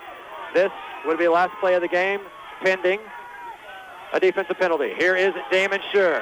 Damon cutting back, trying to make something happen. Cuts back 2 times and now brought down at the 27, and that's your ball game. The clock has expired, and the Lakeside Knights come away with a victory in the 2011 high school football season opener. Your final score, Lakeside 32, the Osborne Bulldogs 26. That is your final. The only lead of the game for Lakeside is the lead at the end as they score the game-winning touchdown in the final seconds, and they win it, and they start the season 1-0. Osborne starts the season 0-1. The roles were reversed last year in Osborne. It was Osborne winning a tight game, a great game in Osborne. Tonight, Lakeside returning the favor and winning it by a final of 32-26. What a ball game tonight here from Downs. We thought it would be tremendous, and it did not disappoint whatsoever. And everybody that paid to get in this game, they certainly got the price of admission on both sides. you look at this game, in a tight game, both teams left it on the field. They're all gassed. You can tell it. They are gassed. Lakeside a little more depth. I don't know if that was a big factor in the game or not, but Lakeside, every time they were down, they would come back. They were down 12-0. They were down 18-12, down 26-18, down a touch and a two-point conversion, and they went right back down and scored on the ensuing drive and got the two to tie it. So it was just a back-and-forth battle here between the two teams, and Lakeside 6 points better tonight, 32-26. Boy, what a way to kick off the season. That may be the best 8-man game we do all year long until the playoffs, just like I said this last year. Well, I told you yesterday I wanted to actually have some good games to do this year, and we got that playoff game last year with Norton. It was just as good as it gets. But I got to be honest, I didn't have any close games last year. I think this kind of made up for that. So just a tremendous game. Give Lakeside all the credit in the world on that last drive. They did exactly what they had to do. If you're Osborne, you look back at the third quarter and you cost yourself 2 touchdowns. And those are mistakes that will get corrected in practice because those are mistakes that simply don't need to be made. But great effort on both sides. 2 excellent football teams. They're both going to get a lot better as the season progresses, and just very impressed with what we saw. We questioned some of the things. Can Osborne throw the ball? You darn right they can throw the ball. And the defenses were excellent. 32-26, just a tight ball game. And the fans, the coaches, the players, everybody should be real proud of what they did because it was a fight to the very last second. And the sad thing is somebody's got to lose, and certainly nobody deserved to lose this ball game. And Lakeside takes the win, and Osborne will learn from it. And imagine there'll be pretty good parties tonight in Downs Cocker Glen because just a tremendous game by Lakeside. Coach Christians, I thought, handled that last drive tremendously with the use of the clock. There's a lot of NFL teams that could learn a lot from how to properly use the clock and call plays. And it didn't hurt, as you said. The wind changed just at the right time so you can complete a 3rd and 18. Instead of going into a stiff 30-mile-an-hour wind, you have it behind you. And it changed just at the perfect time. And Lakeside takes the advantage of it, and they make the plays that they had to. And we said, you're going to have to find a receiver. Yeah. And I talked about that on the Express. You're going to have to find a receiver. And they found Brandon Smith, Jacob Brush, big catches. They found on that final 2 drive. receivers that made plays to replace Connor and Connor, the 2 ends from last year. And it paid off when it had to. And Rankin can throw the ball. Thomas can run it. Dominic, towards the end of the second quarter and in the second half, ran the ball well, given what we said. They got to find something else offensively besides running miles. Well, Dominic showed what he can do with the wide plays to make the defense go laterally. And now you add the passing game, and Lakeside's going to be tough to handle because they found that diversity they need offensively. Well, we said it during the broadcast. These two teams played pretty well for the first game of the year. Little bit of fatigue maybe impacted them, especially there in the third quarter with some self-inflicted mistakes. But all in all, there's things that both teams can clean up. Both teams will only get better just like they did last year. And I would not be surprised at all. These two teams are in the playoffs and both make deep runs in the postseason because Osborne is going to learn a lot from this. Lakeside gains a lot of confidence, a barometer game for them. And, they were down basically the whole game until the very end and came through at home. They're excited. That will only build week in and week out. So both teams have a lot to be proud of. Both teams have a lot to look forward to the rest of 2011. But tonight, the Lakeside Knights celebrate a victory, 32-26 over the Osborne Bulldogs as they take the Osborne County rival this year. And if you really, really want to cross your fingers and look way, way ahead, you never know. Maybe they'd meet down the line in the postseason. That would be a heck of a deal. A lot of football to be played, but that is certainly a possibility. And once again, I just thoroughly enjoyed an excellent 8-man game. And had it not been for the heat, it would have been even better. Because I talked about the mistakes that were made, especially in the third quarter. Those were made because of fatigue, because it was 95 degrees at kickoff, and teams with not near the depth that they had last year, especially Lakeside doesn't have near the depth they had a year ago, and you had tired players that were making mistakes. But in the fourth quarter, they kind of got past that and just played excellent football, both teams, and it came down to the last drives, and Lakeside had one in them, and that first and goal for Osborne down there at the 7, and they made a couple mistakes and didn't execute, and it cost them. It did. And what a game. That's the difference between winning and losing. Absolutely, little things. 32-26 your final. We'll be back to wrap it up. Stay tuned for the high school scoreboard show. Dusty will be hosting to start at 10:05. Back after this. Lakeside beats Osborne tonight in a thriller, 32-26. Welcome back to Downs. Wade, Gerstner, Todd, Clover with you. We're going to wrap it up. We got the scoreboard show coming up at 10:05. Dusty Dinos will start it out, and we'll join him there in studio as Lakeside Knights win it tonight, coming from behind, trailed most of the night. We had multiple ties at 12-all, 18-all, 26-all. Lakeside wins at 32-26. Here's how it all started. Osborne scored the first 2 touchdowns. Damon Sure a 48-yard touchdown run, then a 43-yard touchdown run on a 4th and 4 play. Made it 12-0 Osborne at the end of the first quarter. Lakeside then got the wind at their back on a 3rd and 13 play. A 40-yard touchdown pass on a screen play from Alex Rinkin and Miles Thomas made 12-6. Then Lakeside able to convert on a 4th and 8 on a fake punt, then convert on a 4th and 8 thanks to an Osborne pass interference call. Alex Rinkin on a 4th and 1 with a 1-yard plunge, completed a 13-play, 45-yard drive, and we were tied at 12-all. But Osborne went right back to down the field into the wind and went 9 plays, 54 yards, and with 23 seconds to go before halftime, it was Ethan Slothauer with a 2-yard touchdown run, a key play, 25-yard pass from Slothauer. The Kitten Ubelaker set up that score, 18-12 Osborne at halftime. In the second half, Lakeside would come back and tie it all at 18 apiece as they go on a 3-play, 37-yard drive. But really a key part of the game, Osborne had the ball first. They scored on a touchdown with Damon Sure, a great run, but there was an illegal block well behind the play. It was an illegal block. It was a right call from what we saw, and so that brought it back, negated the score. Then there was a fumble. Lakeside, on the next play by Osborne, Lakeside got the ball. They go down and score on a 22-yard touchdown run by Bo Domney to make it 18-all. Osborne got the ball in the very next possession,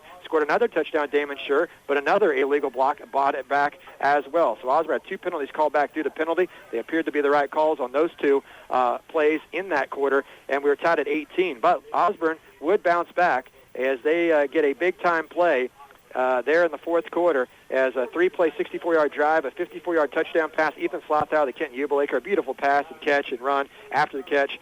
Slothauer then to LaRock after a timeout with a 2-point conversion with 8:01 to play in the game, made it 26-18. That could have been the deciding part of the game, but Lakeside would bounce back. 7 plays, 65 yards. Miles Thomas, check that, it was Trevor Winkle. It was a 3-play, 46-yard drive. Took just a minute 7 off the clock. Trevor Winkle with a 30-yard touchdown run. Damon Sure and Michael Schellinger were on the sideline getting a rest. Sure was battling with some cramps, and Lakeside took advantage of their absence.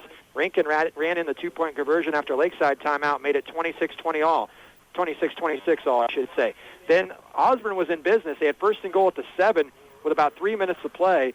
And then with 2:46 to play, Osborne had 4th and goal at the 7. They had a botched snap that cost them a down and an incompletion. Eventually it was 4th and 7.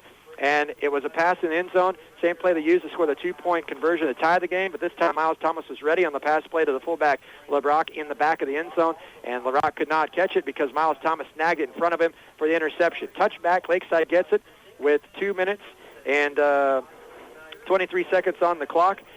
And they get a 15-yard pass interference penalty that was questionable. That helped Lakeside on that drive, but Lakeside then come up, the wind shifted in their favor after starting the quarter with the wind into their face. It basically shifted on that final drive or two, and so Lakeside takes advantage. They get the penalty, then the big pass play of 29 yards of Brandon Smith. Good coverage of Smith, make a great catch, nice throw by Alex Rinkin, and then another great play where a 17-yard pass, good coverage again by Osborne. Rinkin delivered on the money, the brush, who made a nice catch, got it to the 5.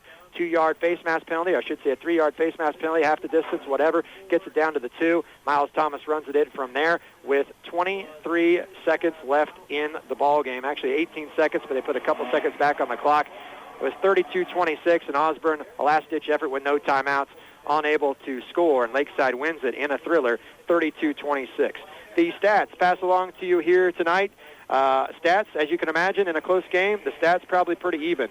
They are tonight. Osborne ran the ball, 194 yards rushing. Lakeside 190 unofficially. Passing yards, Lakeside 132, Osborne 121. Total yards, Lakeside 322, Osborne 315. Ethan Slothauer 6 of 12 with a touchdown pass and interception. Osborne with 2 turnovers tonight. Lakeside, meanwhile, Alex Rinkin 8 of 17 with an interception and a touchdown pass as well. Miles Thomas, 3 catches, 51 yards. Bo Domney, 2 catches for 1. Brandon Smith, 3 catches for 63 yards. Alex Rinkin was 8 of 17 for 132 yards. Miles Thomas, 22 carries, 97 yards in the game-winning touchdown run from 2 out. Bo Domney, 11 carries, 70 yards, most of that yardage in the second half. Alex Rinkin, 6 carries for 1 yard and a touchdown. And Trevor Winkle, 2 carries for 22 yards, including a 30-yard touchdown run. For Osborne, they're led by Damon Schur, 9 carries for 111 yards and 2 touchdown runs. Ethan Slothour, 15 carries, 44 yards and a touchdown. Maverick LaRock, the fullback, the sophomore, 10 carries, 43 yards. Ethan Slothour throwing the football with 6 of 12 for 121 yards. Jubalaker Kenton, 2 catches for 79 and a touch. Chase Winder, a catch for 8 yards. Damon Schur, a big catch for 31 to help set up that last scoring drive that Osborne had. Chase Winder, a catch for 8 yards, and Maverick LaRock, 2 catches for 3 yards. It all adds up to a great game. Turnovers were even. Penalties, Osborne 10 for 105, Lakeside 5 for 40. So certainly a difference there. And Lakeside wins the ball game 32-26. So we've seen now 2 matchups between the teams the last 2 years. Last year in Osborne came down to the final drive, final minutes. Osborne prevailed at home. And here tonight, Lakeside hosting in Downs, and they prevailed at home on, in essence, their final drive. As Osborne only had a few seconds to work with. Lakeside, only time they led in the game was with 20 seconds to go. That was a touchdown run by Thomas, set up by a couple of nice pass plays from Rinkin to Brandon Smith, and then to Jacob Brush. Lakeside wins it. Good clock management as well, as Coach Christians ran it very well from the sideline, as Todd mentioned, and Lakeside wins 32-26. Other finals to pass along to you. Concordia beats Beloit tonight 18-6. It was Sylvan over Tacoma 68-22. Game called with 5 minutes to go in that game. Lincoln was able to win tonight 54-24 over Desket. Hanover shuts out Pike Valley 48-zip. Rock Hills over St. John's Tipton. I didn't exactly get a final on that. Didn't get a final on that. Never got a final on that, but we'll get it. That was the game Dusty was doing on Z96.3. Sacred Heart was leading Minneapolis 32-12. And Washington County beat Republic County 24-6, and already got that one. Hanover Pike Valley. So that will wrap it up. Todd, let's go do a scoreboard show. Sound good? Sounds good to me. All right, let's do it, man. First week of high school football season. Couldn't ask for a better game. Big thanks to our sponsors who make it possible tonight. They include Bob's Incorporated in Downs, State Bank at Downs, the Hair Shop in Downs, Flowers Plants and Things in Downs, Lakeside Liquor, Moore Buick Chevrolet in Osborne, Dietz and Hardman, Osborne County Medical Clinic, Main Street Drug, the Farmers Bank in Osborne, Osborne Chiropractic, Midway Co-op, and all of our regular sports club boosters. Without those sponsors, these broadcasts not possible. Our local KD Country 94 High School Scoreboard Show comes to you in about 10 minutes. Right here on KD Country 94. Lakeside wins tonight in a thriller, 32-26 for Osborne. We'll be back with you in just a little bit with the Scoreboard Show.